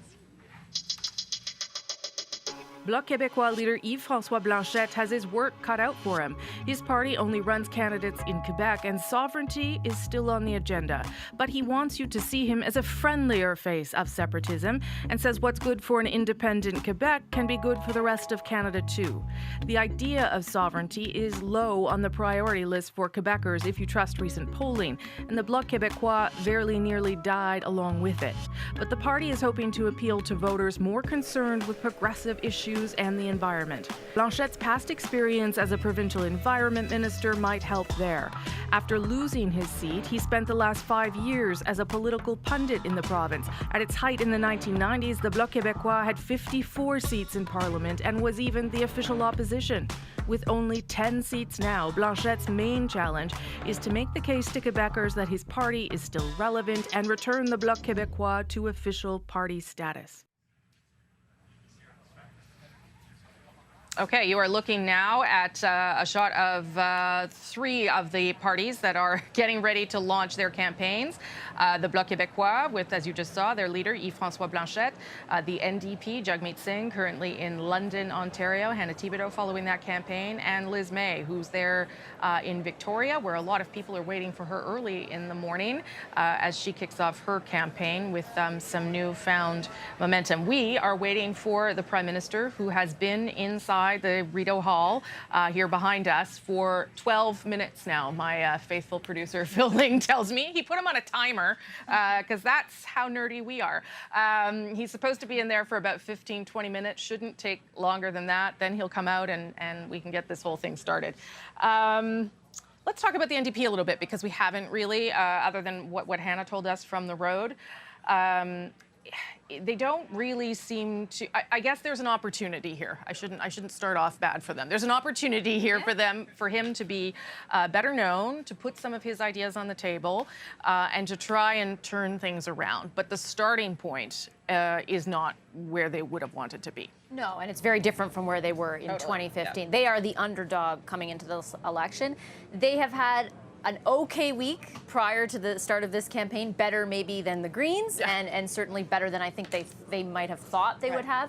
But they're coming into it at a disadvantage. They have less money than the 2 big parties, the Conservatives and the Liberals. They have about the same money they've been raising as the Greens, and they are, you know, if as much stock as people put in popular opinion polls, if you put a lot into it, you're not going to be too hopeful for the NDP. They have their fortunes are in trouble, and especially in regions where they need to see electoral success. And I'm thinking particularly of Quebec. You just talked about the Bloc and Mr. Blanchet. It will be fascinating to see if the NDP is as collapsed as the polls indicate, if their vote is as collapsed in Quebec, who then is able to take advantage of that. And there is such a question mark over that, maybe more than anywhere else in the country, that ultimately could feed into the final results that I really think it's the thing to watch. Yeah, I'm going there on Monday to try and get a sense of that too, and also to get a sense of whether who Jagmeet Singh has become an issue in Quebec. And I say that because the party obviously knows that it's an issue, given that ad that they put out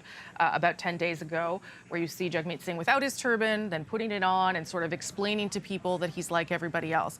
But for a province that has a law now that does not allow religious symbols in public positions, there is obviously some sort of acceptable sentiment within the province that makes people question that kind of stuff. And I don't know how I'm not sure we know how that's going to affect him either. Yeah, it's a hard question to answer specifically. You know there's a certain level of discomfort, but you also know that that issue, and particularly around the secularism bill, is a big one in Quebec. I was looking through the French media just now, and they're sort of reporting of that press conference from Andrew Shearer. And while we're focused on all the stuff he said about SNC, they're actually focused on the one answer he gave on Bill 21. They're sort of demarcating it as a shift in tone, because he said that isn't something that we'd bring in at the federal level. So there is a different focus among Quebecers and among the media there, and that plays out differently for the NDP in that province than it would would elsewhere. And the reason that matters so much for the NDP and for their chances on election night is because of how important Quebec is for them right now, right? Like if they didn't have as many seats in that province, it wouldn't be such a factor in their success or lack thereof at the end. But because they do, and because it has been so key to them in the past for their success, it's going to be something that has to be acknowledged, discussed, and figured out. It's difficult, though, to figure it out. Yeah, if you have 14 seats and there's a possibility you'll have none, that's an issue. And of course, it's also an issue for the Conservatives, who sort of depend on some vote splits with the NDP in order to win in certain ridings, too. So that's why the Conservatives care so much. I can report now the Prime Minister has been inside Rideau Hall for 15 minutes. So hopefully coming out soon. Hopefully coming out soon, and he will take some questions from reporters after he does that. Let me go now, though, to Hannah Thibodeau, who is covering the NDP campaign with Jagmeet Singh. She is in London, Ontario, and I guess you're waiting for things to get kicked off. Good to see some people turned out for the event, Hannah. Yeah, this is Jagmeet Singh's, he's just gotten off the bus. And one thing that's interesting, you know, typically on election campaigns, there are two buses. One bus for the leader and the staff, another bus for the media to put all their gear. And this time around, there is one bus to put everybody on. And what we're hearing from the team, even though we've heard that there are financial difficulties, is that that one bus is to give us full access to the leader. So that'll be interesting to see when we travel along with them. I hear you laughing, Rosie. Well, that's actually pretty good spin, but I don't quite believe it. But it's quite good spin. Yes. It is good spin, and I think you had the same reaction I did when I first heard it as well. So he's here in London, and remember, he does have some ties to London. He went to Western for 5 years, so he lived in this area. He is actually in a building that is Goodwill, so this is where people who need help can come, get secondhand clothes. They can also get a coffee. They can help rebuild their lives, and that's a lot of the theme for Jagmeet Singh, is that don't let the Conservatives or the Liberals take over because they're just helping the wealthy. They're helping their friends. He says that he wants to help everyday Canadians. So that's the type of message you are going to hear from him today. But as you know, you and Vashi were just saying, he has quite a ways to go. If you look at those polling numbers that Eric was showing, you know, in Quebec, they have 14 seats there. They need to maintain those. And at this point, with those numbers, they're falling behind the Greens in Quebec. That could mean that all of those seats are gone. And that's why you see people like Andrew Shearer going into Trois-Rivières to try to pick off those seats that are, you know, try to pick off the NDP seats so they can pick those up. And even around the Quebec City area where Andrew Shearer is landing, just as of last week, late last week, the NDP didn't have any candidates nominated in the Quebec City area. And in fact, today, they still have about 103 candidates still to be nominated of the 338 across this country. So they still have a lot of work to do. Yeah, and I mean, I'm giggling about the bus, and not to be mean, but because there are questions about fundraising here. In the first, you know, there's a spending cap on what you could spend during this election, up to $28 million. The Conservatives, over the first 6 months of this year, fundraised $16.5 million. That's more than all the other political parties combined. And the NDP have about $2.7 million. They've borrowed some money against a property that they own in downtown Ottawa, but there is a serious cash flow problem for the NDP. So, you know, they may want you to get to know the leader better, but the actual reason is probably more serious and significant for the party, Hannah. Yeah, and we've been talking to some of the staff members. They're trying to play it as, you know, small and mighty team, but this is one of the smallest campaigns I've seen at a launch in particular, and I've been covering federal campaigns since 2004. So this is a much different campaign. We'll see how it plays out. And like I was saying earlier, one of the big things is going to be his performance in the first debates, and he's going into rehearsal as soon as this event is done. Okay. Hannah Thibodeau there in London, Ontario, making space for herself on the very crowded bus. Thank you, Hannah. We'll check in with you a little bit later. You're welcome. Eric Grenier is not with us, but has stolen his graphics because we're allowed to do that. I just want to give you a sense of the kind of numbers that we're talking about as we talk about the NDP, some of their struggles, where everybody's at. So basically, Eric's work now on CBC Poll Tracker has the Conservatives and the Liberals at a tie at 33.8% across the country. You can see the NDP there in third, but that's a low number for the NDP, I should point out. Greens nipping at their heels, the Bloc, and then the People's Party of Canada are there on the board as well. And I should tell you, the People's Party of Canada will be, this is Maxime Bernier's party, of course, will also be launching their campaign later this afternoon. I think it's around 2 p.m. So we may not be here for the special, but we will have coverage of that launch for Maxime Bernier as well. In spite of the fact that he doesn't seem to have resonated strongly yet, there's still a chance that he could do that. Why don't we take a couple minutes to talk about him? So I don't know if he's maybe things can turn around. I will say this: he got things off the ground really quickly. He got all his candidates in place, or most of his candidates in place. Has some money. So if you're launching a federal party, that's a big endeavor. And so I guess he's managed to do that. I'm not sure he's part of the conversation. He's certainly not going to be part of the debates. Yeah, no. Well, we don't know. We don't know. We'll At least the one tomorrow. At least the one tomorrow, yeah. We'll find out soon if he's... Yeah, it is sort of an X factor in this. It's hard to discern. At the beginning when he did launch, there was a lot of hype around it. He condemned a lot of the Conservative Party's values under Andrew Shearer. And there seemed to be a libertarian portion of the party. Yes. A sizable one that was supportive of the things that he espoused. Yeah, he almost won. We should remember. 49% of the vote, right? Yeah. Since then, he and the members of his staff have taken the party in a direction that has turned off a lot of voters. And you can see that in the polls that the Eric's poll tracker that you just showed. He has talked about very extreme views on multiculturalism, rejected the idea, actually, diversity, women. Reducing immigration caps drastically. Immigration caps, and courted an extreme portion of the vote, right? And that has kind of backfired for him, I think it's safe to say at this point. I don't know necessarily if it will continue to do so. It is a concern for the Conservatives, and we don't know to what degree he might be able to take away some of their vote. It's not necessarily whether he and his candidates are able to win. Yeah. It might be, are they able to draw enough support in tight races away from the Conservatives that allow more progressive parties to come up and win the seat. Again, the levels he's polling at right now, according to those polls, don't indicate that he'll be able to do that, but it's a 6-week campaign, and things can change. I feel like I'll be saying that a lot. That's fine. That's fine. And I mean, there's even questions whether he can win his own seat. I mean, at this point, you measure against Maxime Bernier, the other Maxime Bernier. Yeah, from the Rhinoceros Party. I think a measure of success for him would be, winning his own seat.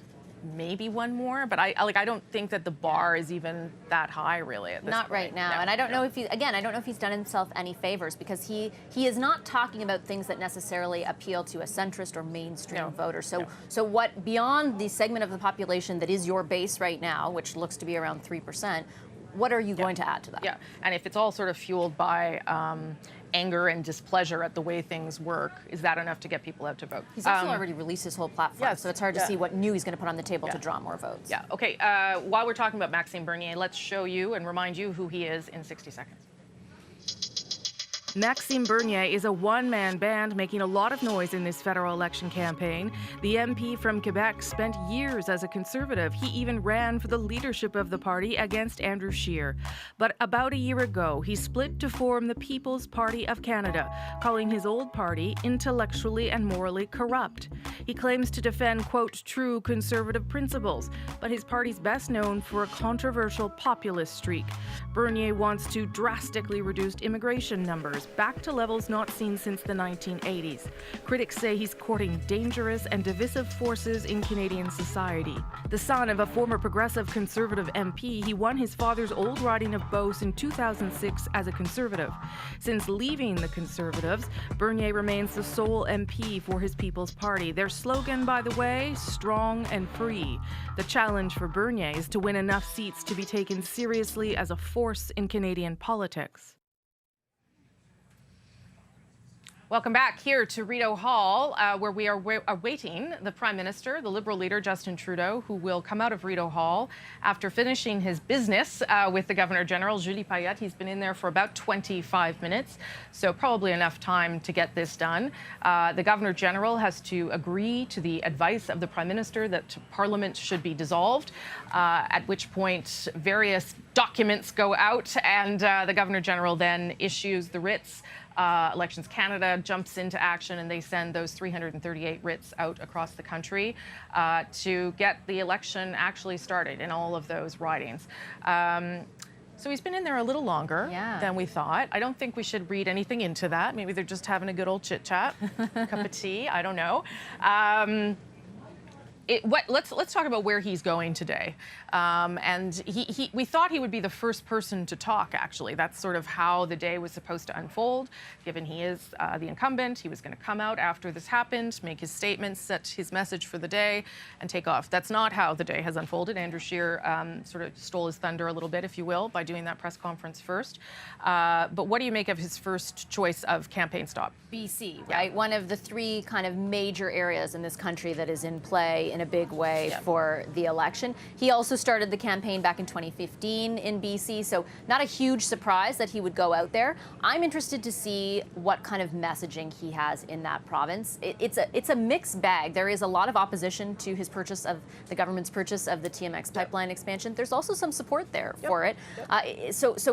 I think that message that we've heard from the Liberals so often in the past 4 years around growing the economy while protecting the environment will certainly be most perhaps put to the test in BC. So I'm interested to see how he addresses that today. Like Peter said, not sure SNC is top of mind there, but at the same time, there was a big constituency of voters that came out for him in 2015, lured by doing politics differently, which has not necessarily come true, and SNC is an example of that. So I'm not sure how that plays out there as well. Yeah, I was just there too, as you know, and there were some questions to me about Jody Wilson-Raybould, who's running as an independent in Vancouver-Brantville, being competitive, I think, as an independent, but not a given that she will win again. But there again, if there was no issue, there was no talk about those issues. The things people wanted to talk about. Pipeline, climate change, housing, a big issue in that province, and opioids, frankly. People looking for, particularly the mayor, looking for some sort of federal exemption around the safe distribution of heroin that's not tainted with opioids, because they're dealing with many deaths a day. Sometimes even Jody Wilson-Raybould out there is not really talking about SNC that much. If you listen to her, a lot of her media interviews, she's focused on housing. She really has a strong message around, or what she would characterize as a strong message around independence and not towing the party line. And that obviously that stems from SNC, but it's not like she's going out there every day saying, I was inappropriately pressured, let's talk about this. No, and I don't think that would even help her at all. We are hearing that the Prime Minister is about 15 minutes away. So it's a really long meeting. It's a really long meeting, and you should never expect people to be on time when you're in politics, because that's just not the way they roll. Let's go to David Cochran, who's just nearby with us. He was going to line up to get a question to Justin Trudeau, which he will do. But for now, you're stuck here a little bit longer because he's taking his sweet time. Yeah, Rosie, that's not uncommon with the Prime Minister to be 15 minutes late. It's kind of a running gag. When you say to them, how long is it going to be? They say, oh, no, 15 minutes, 15 minutes, 15 minutes, and that turns into an hour. He's going to come out. He's going to talk to reporters. We know he's going to be asked about the SNC story that we've been talking about all morning. But once he's done here at Rideau Hall, he's going to make his way to the airport, and then we're off to Vancouver. And they're going to Vancouver Skyline, which is a seat held by Don Davies, who's a New Democrat member of Parliament, and Tamara Taggart, who's a television personality out there, is going to be running for the Liberals. And it kind of, he started 2015 in Vancouver, if you recall, when Stephen Harper was here to dissolve Parliament, and Tom Mulcair was in Ottawa. Justin Trudeau was nowhere to be seen because he was going to British Columbia to march in a pride parade. And the conversation at the time was like, what is he doing? He's missing out on all the coverage. Well, what do we know? I remember. He was there. He was in Vancouver doing his thing, and it turned out quite well for him. So Vancouver Kingsway is where he's going today. And the interesting thing about that, Rosie, is it speaks to the fact that the Liberals are looking to gain at the New Democrats' expense. And that is going to be tactically what they're going to be doing as they travel across the country. I mean, even if they go into places like Alberta, there is Linda Duncan's old seat in the Edmonton area that they are targeting as a possible gain. So the New Democrats, they're putting on a brave face for Hannah, but they are being surgically targeted by the Liberals in British Columbia, in Ontario, and in Quebec, and just about everywhere, because the Liberals see gains at that expense as the surest path for their re-election.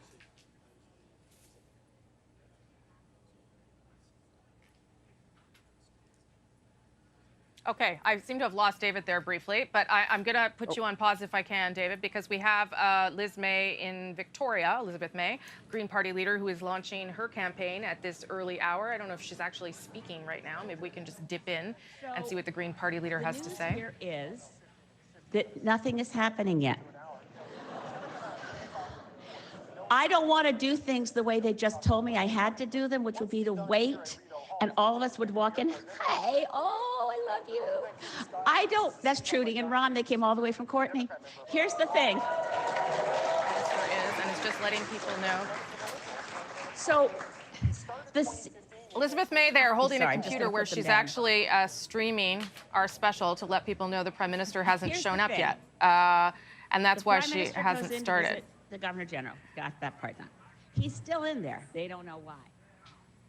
Having a chat.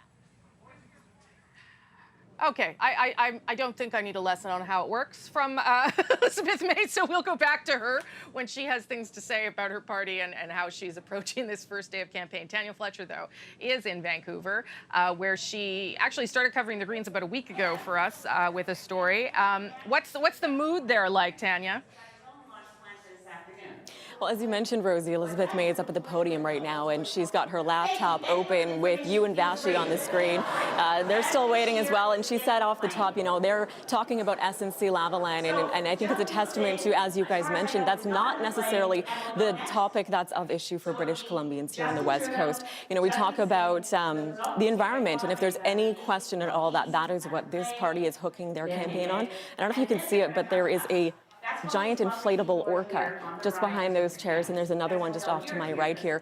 And if there's any question at all, they've made it clear that that's what they're hooking their campaign on as they go across the country. And here on Vancouver Island is where they will try to make most of those gains. Chatting with people over the past week or so, it's clear that is really the biggest issue for people. Climate change as a whole. And you talk about where they might make gains. Of course, they're trying to capitalize on the NDP's struggles, but also the Liberals. They're frustrated with the Trudeau's purchase of the Trans Mountain Pipeline. So really hoping to make some gains here in BC and especially on Vancouver Island. Rosie?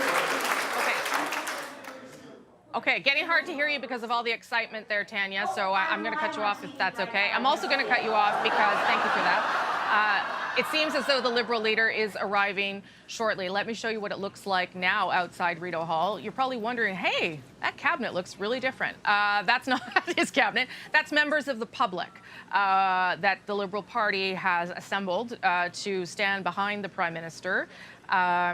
We asked, who are they? And we were just told members of the public. So presumably friendly Liberals or people friendly to the Liberal Party who have gathered here as part of, I would guess, the narrative or the storyline that the Prime Minister wants to talk about today when he finally emerges from Rideau Hall, goes to that podium where they have placed his speech, all signs of imminent arrival, and then he will take some questions. I would imagine, knowing how much he likes to talk about these things, that he will talk about the middle class, about the things the Liberal Party has done to try and support the middle class and bring people up into the middle class, and some of the things that they have done for children, particularly that child benefit tax credit that took the place of some other things that were there when Stephen Harper was in place, but is really targeted now towards the families that need it, as opposed to just everybody getting a little chunk of the change. David Cochrane standing by for the Liberal leader to emerge from Rideau Hall and ask him a question. I'm not going to ask you what your question is because he might be listening. Do you know anything more about the people here gathered? It's just members of the public, I guess, to help tell a story on this first day of the election? Yeah, I mean, it's volunteers, ordinary Canadians is what we're kind of told, but, you know, it's really, call it what it is. It's a human prop for the Prime Minister as he gets ready to kick off a campaign where he's going to talk a lot about the middle class. Yeah. And Rosie, I think what you're going to see in his opening remarks is the way the Liberals want this election to be framed from their perspective. They do not want this to be a referendum on Justin Trudeau's first term in office, because there have been things he has done in his first 4 years that have disappointed many Canadians. So if the question is, are you satisfied or disappointed in how Justin Trudeau did, that could be a problem for him. The SNC-Lavalin story today is exactly part of that thought process. They want this to be about choice. They want it to be about a choice for the next 4 years with reminders of what they've done over their first term. They'll talk about the job growth, they'll talk about the Canada Child Benefit, they'll talk about the economic development numbers, which are pretty good on a macroeconomic level, things like a middle-class tax cut and raising taxes on the 1%. And they're going to compare that with the austerity agenda, as they frame it, of the Conservatives. Now, Andrew Shearer said he's not going to try to balance the budget for at least 5 years, but they're going to point to what Stephen Harper has done in the past with cuts. They're going to point to what Doug Ford is doing in the present day at cuts, and make it about a choice of how you want this country to be governed for the next 4 years. Do you want another austerity, deficit reduction-focused government at the federal level when you've already got it in key provinces across the country? And as we were talking about earlier, in Ontario, that is really helping the Liberals. So they're trying to tap into that discontent, while the Conservatives tap into the discontent. A lot of people are feeling that despite the good macroeconomic numbers, they feel like they're just not getting ahead. That it's just harder to make ends meet at the end of the month, which is something the Liberals will acknowledge, and we're told will have a series of measures on their platform to address. Okay, David Cochrane, I'll let you go get in line there for the Prime Minister. We're told he's about a minute away from arriving here at the podium, but a good summary of how we should frame things, or how the Liberals hope to frame things on this first day out of the gate, certainly. Justin Trudeau, now the incumbent, so not the same race that he ran in 2015 in any way. Remember, at that time, third-party status. His polling numbers were looking okay, but he certainly wasn't in the lead the way the NDP was at that beginning of that campaign. But it was 70-plus days, and he fought his way through that campaign, including some important debates where he made his mark, where he had been underestimated and overperformed. And then the Liberals walked away with a majority, picking up a huge amount of seats in really a historic election for this country at that time. It could be that again, though, and I don't mean I don't mean historic for the Liberals. I mean historic in terms of what will happen to this country. This could define the future of a number of the federal leaders going forward. Justin Trudeau now emerging from Rideau Hall with his wife, Sophie Grégoire Trudeau. They're just 500 meters behind us here. They did drop off their children earlier this morning at school. We got pictures of that. Because it is a school day, even if it's an election call day.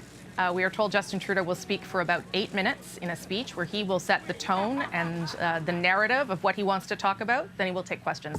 Let's listen live now to the Liberal leader. I want to begin by recalling the victims of 9/11.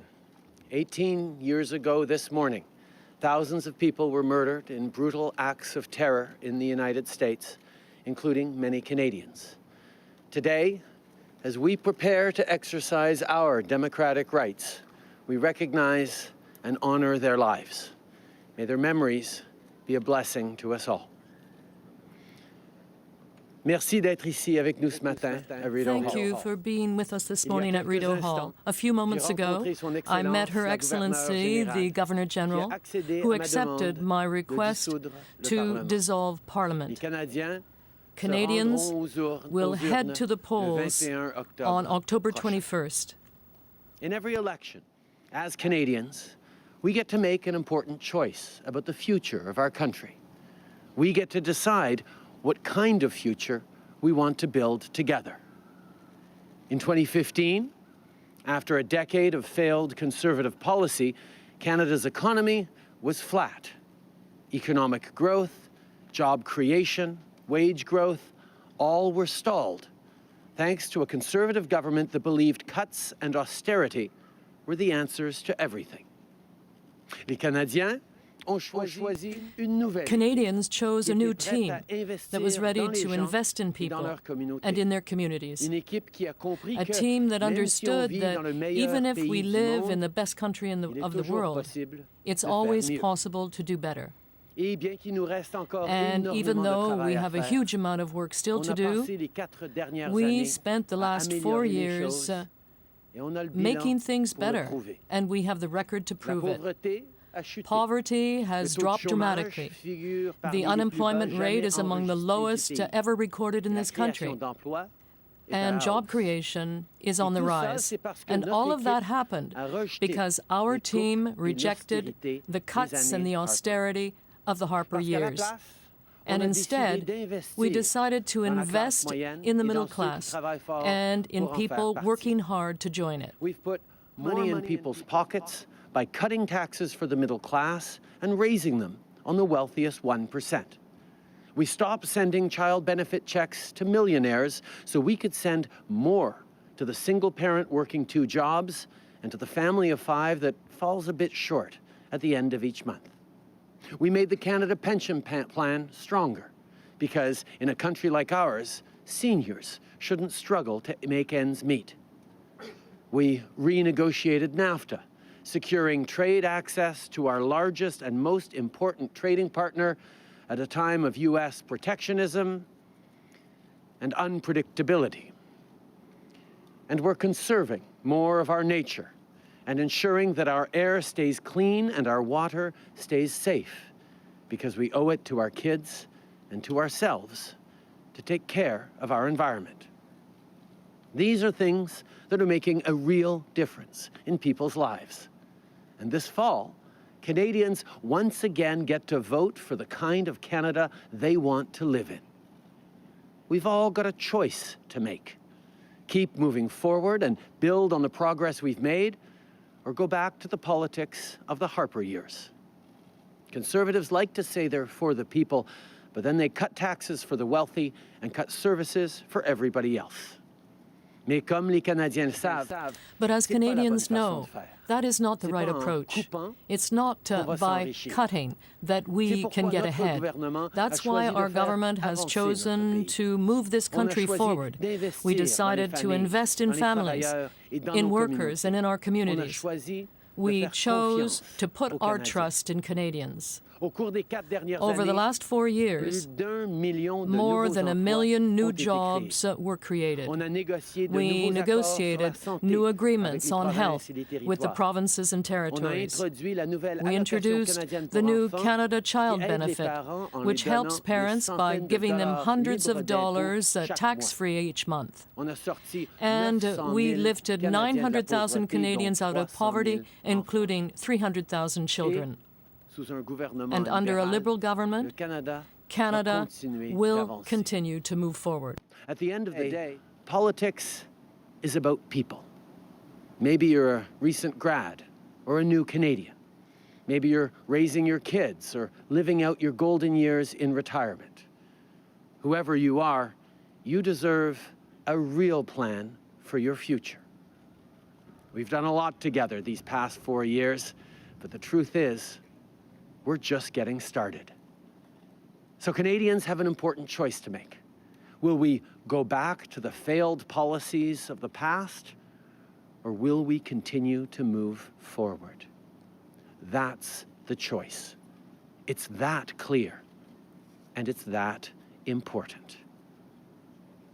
I'm for moving forward for everyone. Merci.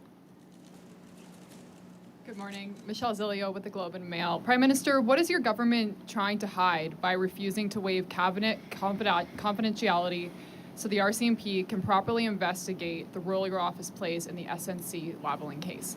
We gave out the largest and most expansive waiver of cabinet confidence in Canada's history.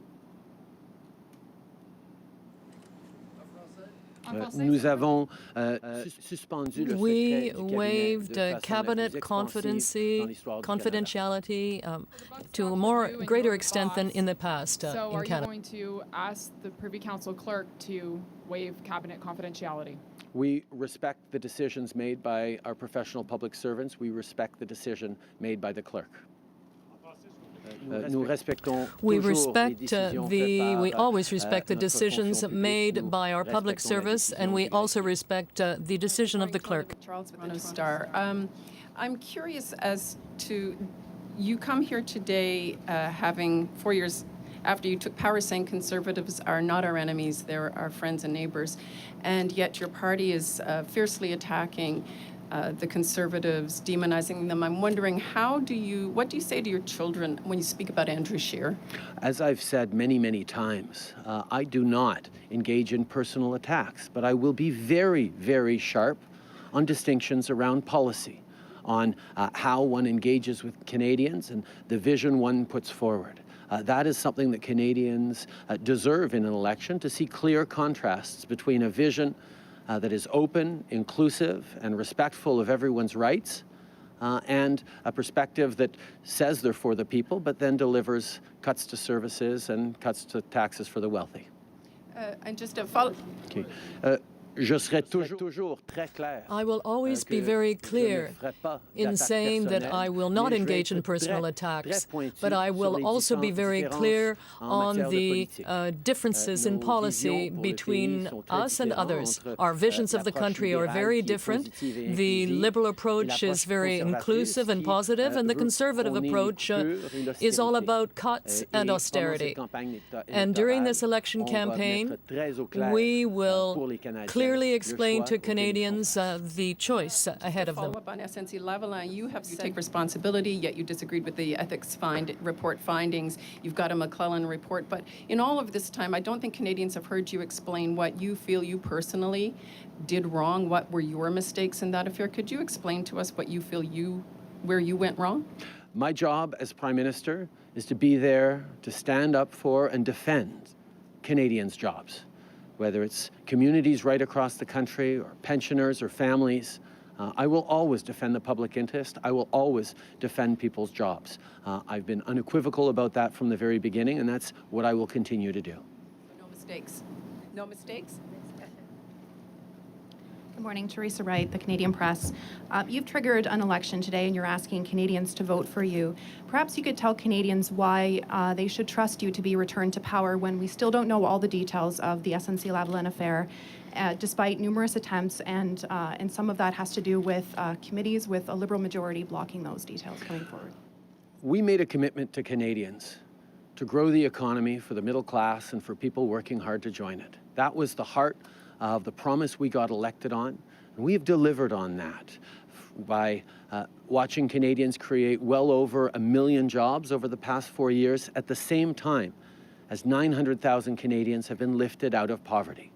Our commitment to invest in communities, our commitment to support and move forward on giving a real chance to Indigenous peoples to succeed by advancing reconciliation, to move forward on demonstrating that we understand that growing the economy and protecting the environment goes together every step of the way, and it's not a choice of either or anymore.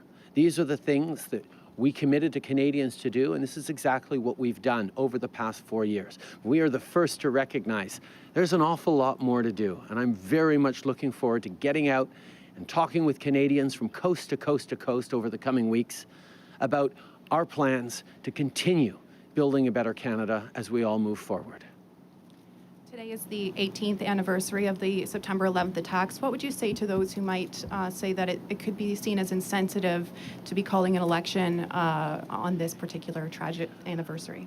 As I said in my words in the beginning, the exercise of our fundamental democratic rights, the moment to engage in reflecting on how we move forward with a better future for everyone, is a deeply held value with which we celebrate the successes and the tragedies of the past. We remember all the families, all the individuals lost and the families affected by the terrible, terrible attacks of September 11th, 2001. And we move forward in pledging ourselves every day to a better, safer, more prosperous society for everyone. And that's what this election is all about. Mr. Trudeau, you were very clear about the secularism bill in Quebec. You don't like it, you're against it, you think it's a mistake. The question is, if you are returned to power, will your government challenge it in the courts or get involved? Yes, I completely disagree with Bill 21. I do not believe that in a free society one should legitimize or allow discrimination against anyone. I'm very pleased that Quebecers themselves are in the process of challenging that bill before the courts and defending the Canadian Charter of Rights and Freedoms. We are closely following everything that is happening, and we will be looking closely at that process. But for the time being, we believe that it is counterproductive for a federal government to get directly involved in that case. As I've said many times, I am deeply opposed to Bill 21 in Quebec.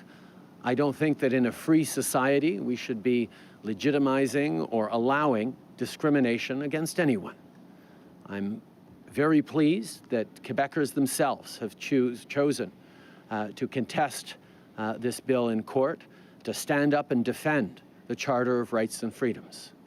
I have been watching very closely the process and considering the federal potential actions. And at this time, I feel it would be counterproductive for the federal government to engage in this process. Is that a final decision? You will not at all get involved, whatever happens. Well, as I said, we are following the situation very closely, and for the time being, we do not believe that it would be productive to get involved. At the same time, we will continue to look closely at this process, and we will make any decisions that are needed as part of that process. As I said, we are following very carefully the process. At this time, we feel it would be counterproductive for the federal government to engage in the process with which Quebecers are underway, but we will continue to monitor closely and evaluate our position.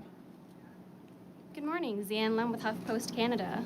Millennials make up the largest block of eligible voters in this election.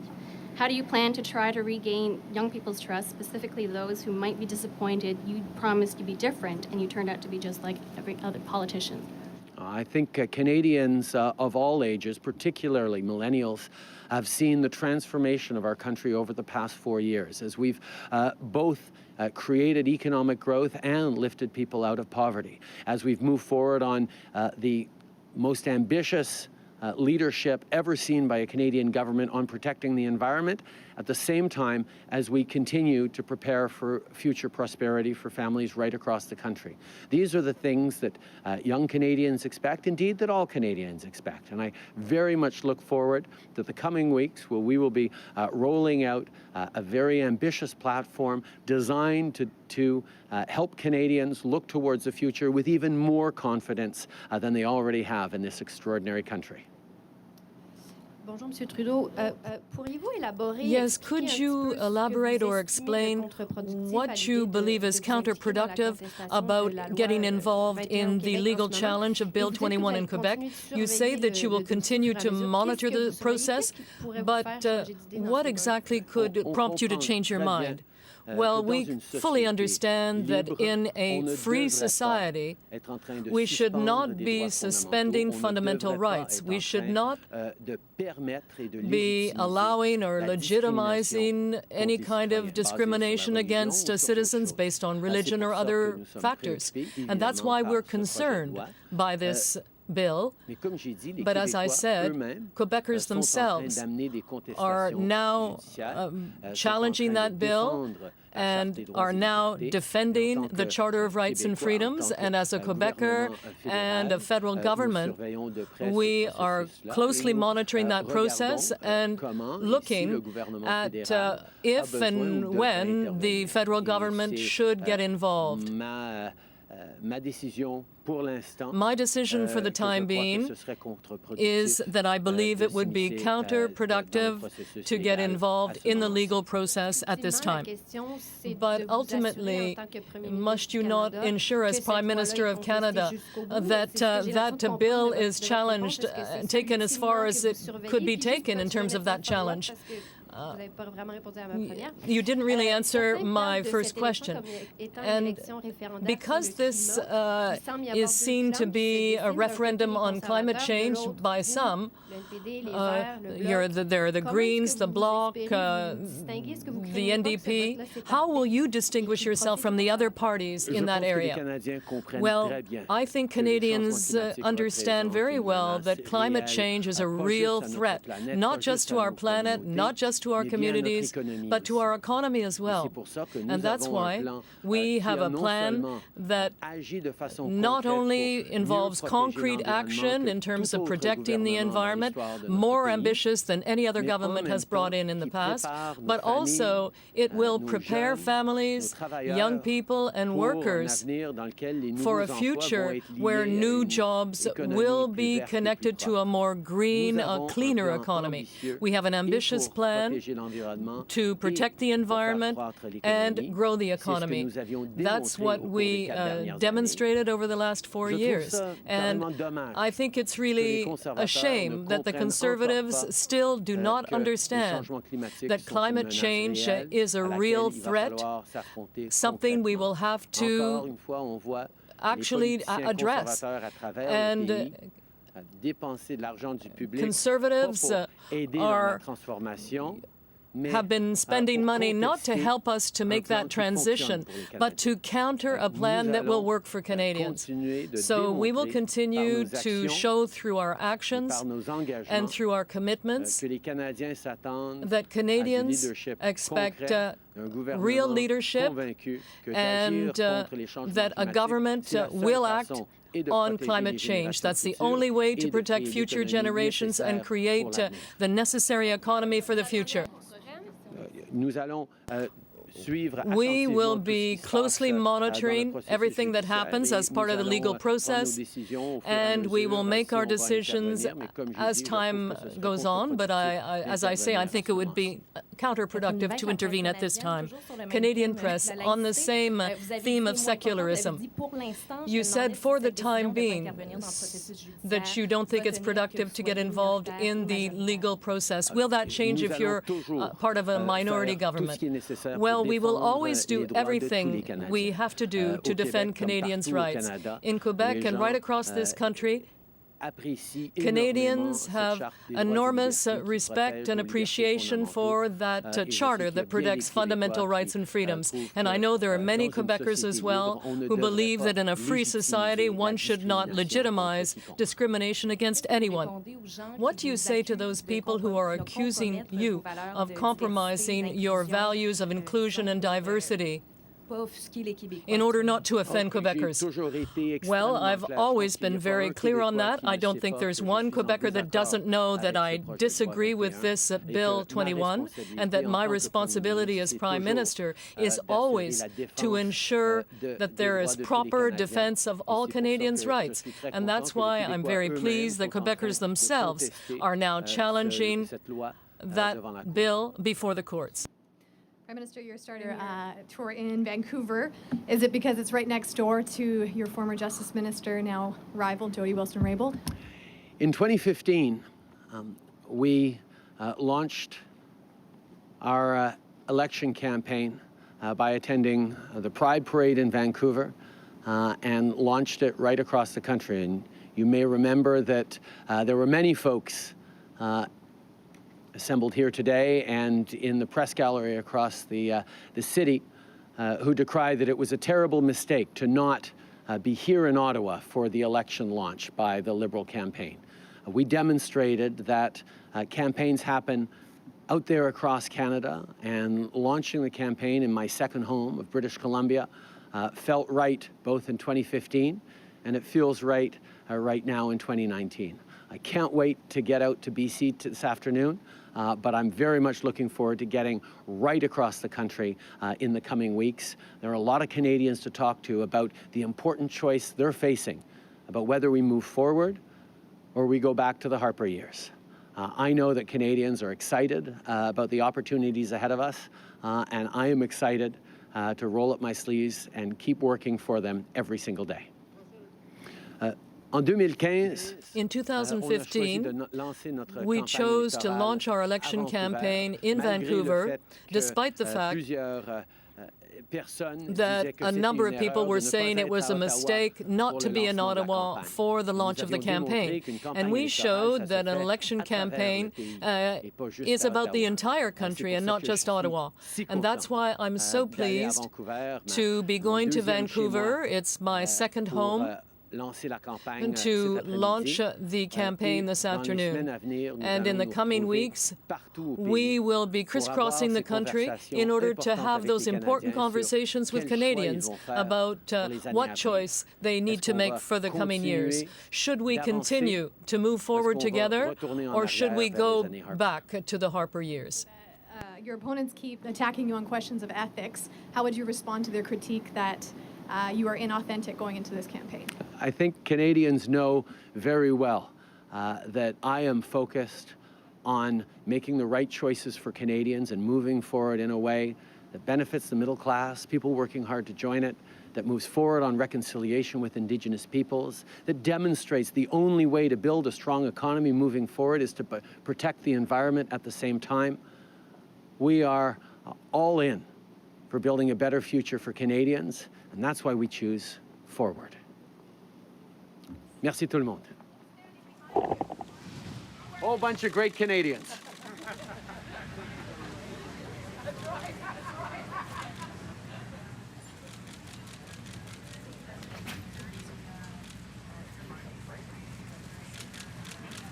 All right, there you have it. Liberal leader Justin Trudeau on day one of this federal election campaign as he vies for a second mandate as Prime Minister of this country. From here, he will head off to the airport, as you heard him say, and off to British Columbia, where the Liberal Party hopes to hold seats, pick up seats, and as we've talked about throughout the program, could be a place where the election gets decided. Let's bring in at issue before I set them free. Chantal Hébert, Andrew Coyne, and Althea Raj, all still here with me. Let's talk about Bill 21, because I thought there were some interesting comments there from Justin Trudeau. So this is the secularism law in Quebec that bans people in public positions, public employment, from wearing religious symbols. He was asked about that because his comments previously have been to say, I don't like it. Here as well, he said that he believed it was counterproductive to get directly involved in a case that some Quebecers have launched against the law in court. Chantal, what did you make of what he said? Well, if I can just rewind a bit, I don't think I've ever watched the start of an election and the incumbent's news conference be split so down the middle on language lines, with a lot of SNC-Lavalin questions in English. And all Bill 21, almost every Francophone question was about Bill 21, with which prevents people from teaching or being police officers if they're wearing religious symbols.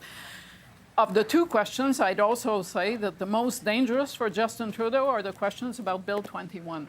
And what he said today is he left himself open to the possibility that at some point the federal government would join litigation against Bill 21.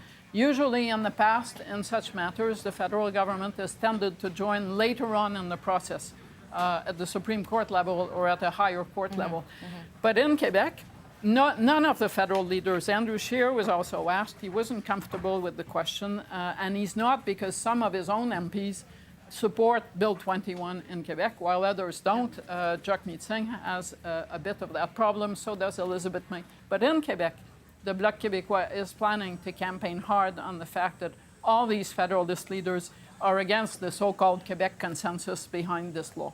And so if I were to look at this news conference and think that anything dangerous happened to Justin Trudeau, it wouldn't be the SNC-Lavalin thing. They're hoping to write the news cycle. But it would be all those questions and that open door, which he could not have shut, to one day joining litigation to challenge the bill. Well, and the SNC-Lavalin questions, his answers couldn't have been shorter. He had one line for each question, and then he does this thing when he's had enough of a question. He just smiles politely and then doesn't say anything more. I will say on Bill 21, just to remind people that not only was the current government, provincial government, elected with a promise to move forward on it, but polls show that a large majority of Quebecers still support that legislation. So that's why it's such a pickle. Andrew, your thoughts on what the Prime Minister had to say there? What struck you? It was certainly a much better answer on on Bill 21 than it was on SNC-Lavalin. SNC-Lavalin, Yeah. and he basically punted to the clerk, which is not a very particularly prime ministerial answer when he has responsibility for that file. He was asked point blank, what does your government have to hide? Why not release these people from cabinet confidentiality? He really didn't have a serious answer to that. I understand why all the party leaders are nervous about intervening on this issue. It is for the reasons you mentioned, Bill 21, I mean, because they're all trying to get seats in Quebec, and there is a lot of support for the bill there. But let us not kid ourselves. This is a serious matter for the entire country when you have what is, in effect, a hiring bar on members of religious minorities in large sections of the public service in Quebec. That is counter to everything that this country is supposed to stand for. Andrew Shearer's answer was notably weaker than the Prime Minister's on that. They were both not as strong as I would like. But to say simply that we wouldn't bring in such a bill at the federal level as Shearer did is just preposterous. It's just not an answer at all. The Prime Minister came closer to saying, in effect, at some point we may well intervene, which is certainly better from the standpoint of civil liberties. Sure. It's not an answer to say that thing about the federal law, but I will point out that it is what Harper was hinting at the end of 2015, which got him into a lot of trouble. Althea, I've got 1 minute until Jagmeet Singh pops up. It's yours. What do you think? I think the Liberals are probably keeping that issue as a potential wedge issue. That's why he hasn't firmly shut the door down. Yes, the vast majority of Quebecers, something like 67%, support Bill 21. But people know where Justin Trudeau stands on that issue, and if he was to come out and say that a federal government led by him would appeal that, that would be a marker of differentiation for Andrew Shearer. So I think that's why he's not closing the door.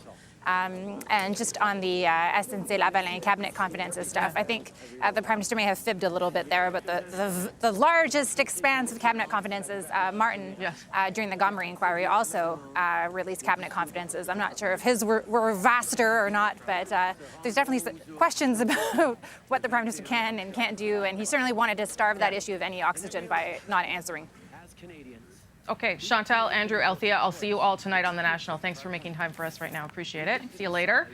Let's go now to NDP, not headquarters, but where they are camped out today in London, Ontario, where we are expecting Jagmeet Singh to come out momentarily. You can see he also has gathered some supporters there in London. Hannah Thibodeau is following him on the trail, but Jagmeet making his way in with his wife right now. And he, too, will make a statement and take some questions. Let's listen in live to the NDP leader. Friends, I'd like to begin by acknowledging that we're gathered on the traditional territories of the Anishinaabe, the Haudenosaunee, the Attawandaron, and the Wendat peoples. 18 years ago, a terrorist attack hit the United States and shocked the world. Canadians reached out with compassion and care, and I want to just take a moment to acknowledge those who lost their life, the friends and family that continue to be impacted by that loss, and the first responders who responded so courageously.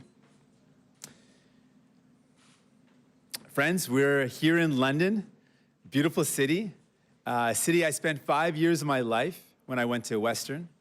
I gotta say, it was a city where I had some of my best memories and some of my toughest. This is the city where my brother came to live with me. I took him in, and I took care of him. It's a time when we went through a lot of struggles. I had to work a lot of jobs to make ends meet. And it was during that time that a lot of friends and family stepped up and helped me out. They helped out with food and with support. And it reminded me of a very Canadian value. I wouldn't have got through those tough times without their support. And that's what Canadians believe in. We believe in taking care of one another.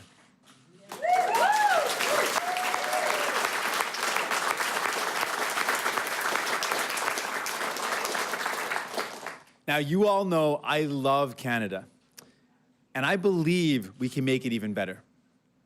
Earlier today, I had a chance to speak with Jessica, Nancy, and Jack. Now, Jessica is pregnant and a cancer survivor, and And she told me about how difficult it was and how difficult it is for her to afford the medication that she needs without the coverage. It's crushing. I met Nancy and Jack, who are both retired, and they told me about how they continue to worry about out-of-pocket healthcare expenses. They don't know when the next expense is going to come up. They don't know how much it's going to cost for dental care or if they need new glasses, and they're worried. Now, I believe we can do better for people like Nancy, Jack, and Jessica. But we can do that only if we have the courage to take on the powerful interests at the very top. We can expand our Medicare system to include medication for all, pharmacare for all, and extend it beyond that to include dental care, vision and hearing care, and mental health services.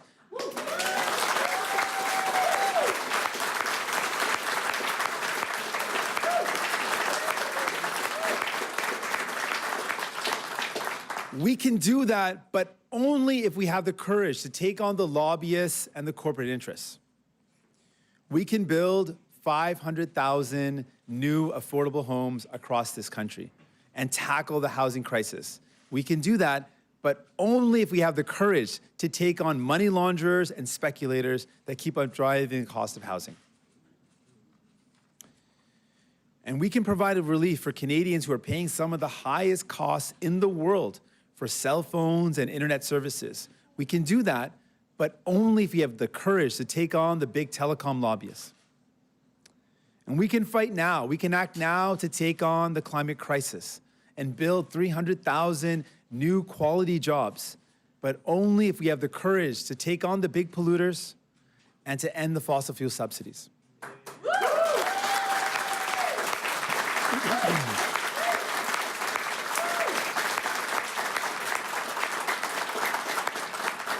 We live in a country where the rich are getting richer, a country where the majority of the population does not have access to the same benefits, a country where both conservative and liberal governments have created a system that benefits the rich and leaves the rest of us behind. 4 years ago, Trudeau charmed us with pretty words and empty promises. He said the right things, but he didn't do them. Behind closed doors, Justin Trudeau does whatever the wealthy and powerful corporations want him to do. It's clear Justin Trudeau isn't who he pretended to be. And Andrew Shearer and the Conservatives are not the answer. They're going to cut taxes for the wealthy, but they're going to cut services that you and your families count on.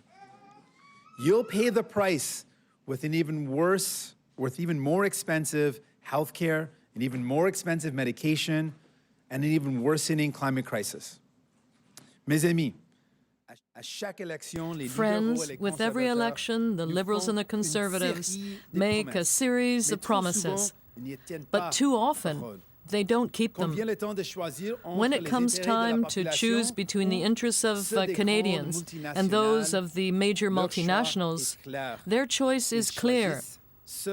They choose the oil companies and the pharmaceutical companies.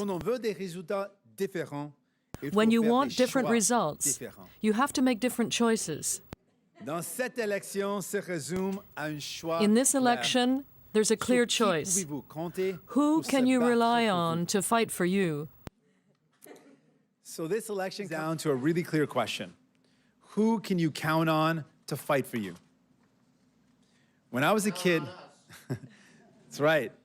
When I was a kid, I never imagined that someone that looked like me would be running to be Prime Minister. People told me time and time again the things that I couldn't do. But now, kids run up and say, seeing you do this, I feel like I can do anything. And that's inspirational.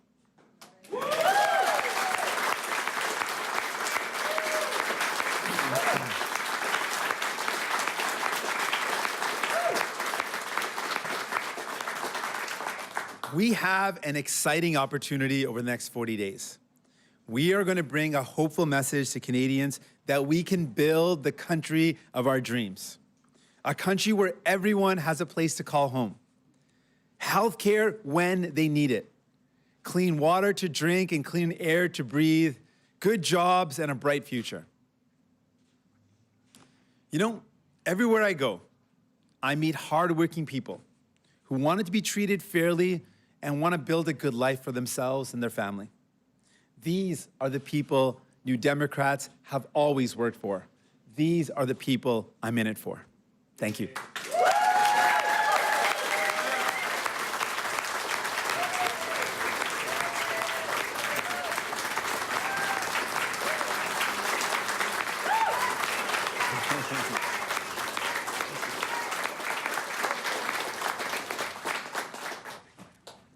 Thank you very much, and I'm ready to take any of your questions. I have a question. We'll start right here.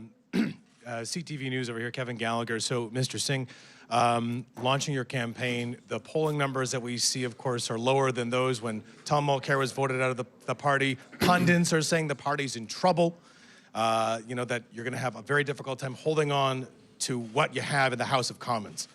What's your strategy giving that context? Well, you know, we're looking at what's going on right now in Canada. And what I'm hearing from people is that they're done with governments that seem to continually prioritize making it easier for the very rich and making it harder for them. They want someone who's going to stand up and expand our healthcare system. The questions that I keep on hearing about how hard it is to pay for medication really plague me. And I think about the fact that we are in this position because governments have chosen to make it easier for big pharma instead of making it easier for people. And I'm confident that people will see in us champions who want to put them at the center and heart of everything we do.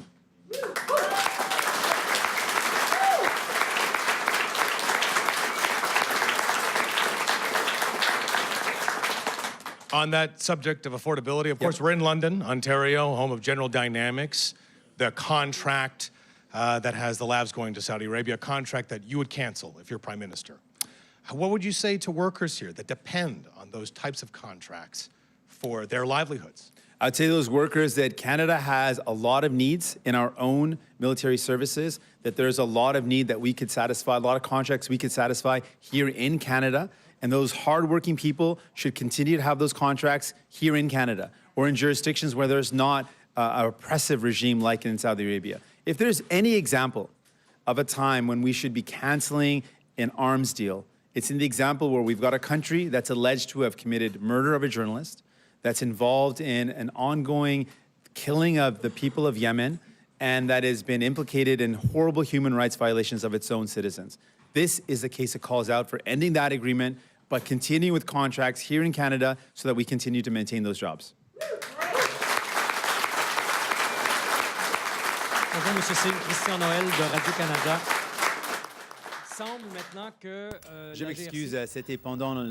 I'm sorry, it was during the applause and I did not hear the beginning. Yes, Radio-Canada. The RCMP seems to be having difficulty interviewing people about the SNC-Lavalin issue. If it were possible to interview those people, do you think that we would really learn something new? Yes, of course, because what we heard from the ministers is that they have things they need to share, but because of confidentiality, they cannot share that information. And they haven't had an opportunity to share those details with the ethics commissioner. Now, the ethics commissioner himself said that he approached ministers or was approached by ministers who wanted to share their story but could not because they don't have the right to. You are trying to be the champion of everyday Canadians. The Conservatives and the Liberals want to help the middle class as well.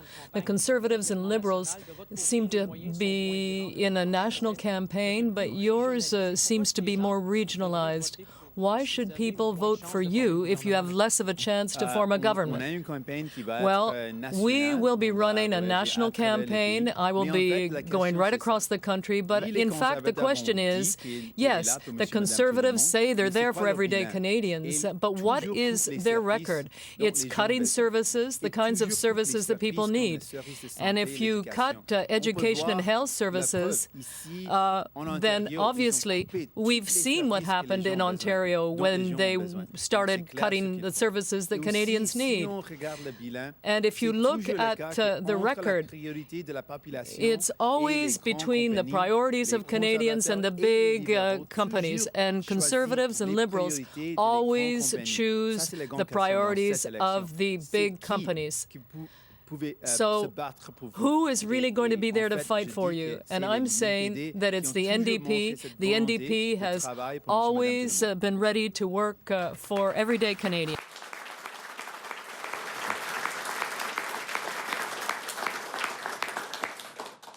Singh, Hannah Thibodeau with CBC National News. I just want to ask you, following up to Kevin's question, you say that, you know, we're talking about problems with the campaign already as we head in. What do you personally have to do to move forward and get over a lot of these hurdles? Well, we're showing people right now with our commitments. We're committed to changing the way things are done in politics. We want to do things differently, and I believe it can be done. We've seen the past number of years, the record has been that governments in Ottawa really haven't responded to the needs of people. I'll give you one concrete example. When it comes to the cost of medication, something that is plaguing Canadians, something that people are worried about, and we look at the commitments made by Mr. Trudeau, he promised to reduce the cost of medication by a simple change that would have just set a list of different countries to compare our prices to. He abandoned that commitment, and we wonder why. Well, in 4 years, he met with the pharmaceutical lobbyist over 875 times, the great corporate interest lobbyists. And as a result of that, he abandoned a commitment. That's a choice. That's not a happenstance or coincidence. What we're saying to Canadians is this: we are committed to fighting the powerful interests and making sure people's needs are put first. And that's what we bring. But I don't think that answered the question about you personally and the hurdles you personally have to overcome in this campaign. Okay, sure. You know, sure, I faced hurdles in my life historically, and I face hurdles maybe now, but it's no different for many people in Canada who face hurdles and barriers because of their own identity. Women continue to face barriers in advancements in their careers. They're underrepresented in almost every sector. When you look at those at the higher echelon, whether it's in the corporate culture, whether it's in academia, women are underrepresented. People are faced with barriers because of their sexuality, because of the language they speak, because of their identity, their religion. Those are challenges that many Canadians face. And I can say that maybe I experience a little bit of what people go through, and I hope people can see in me someone that understands those realities and wants to build a country where there are no barriers, where no one has to face these barriers based on who they are. They can be celebrated for who they are, and they can achieve the best that they can in their lives.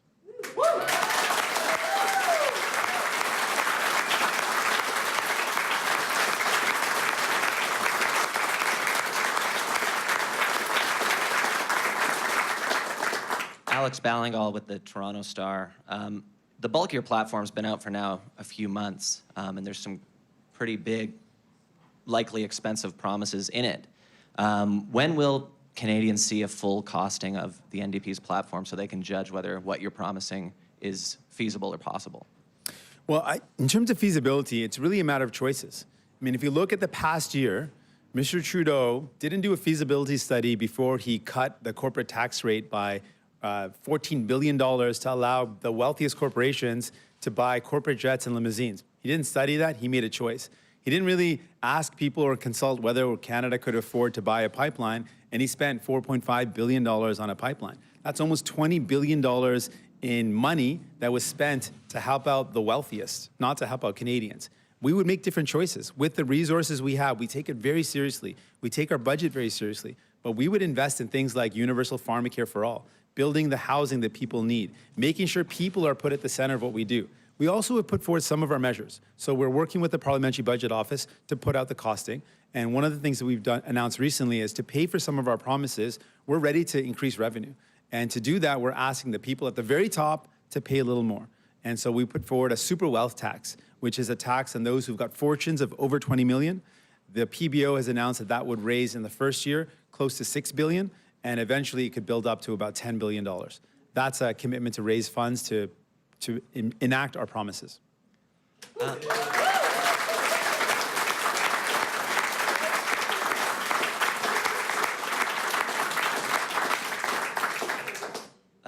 As I'm sure you know, Pierre Nantel yesterday, a former NDP MP, basically was saying that if there was a referendum, he would vote for Quebec separation. It should happen as soon as possible. I'm wondering what you think of that, and if you have any concerns that somebody who obviously believes in splitting Canada apart felt at home in the NDP for so many years. Well, I mean, with New Democrats, you know what you get. We are a party that believes in working extremely hard to keep this beautiful country together. But at the same time, we understand that Quebec is a unique nation, that it's a unique place, and that's something that's very special. We celebrate that. What we will do as a New Democratic Party is make sure that everyone in our country, all the provinces, all the territories, all the nations, the First Nations, everyone feels that in Canada, they will get justice, they will get fairness, they can build a good life. That's what we're committed to doing. Hi.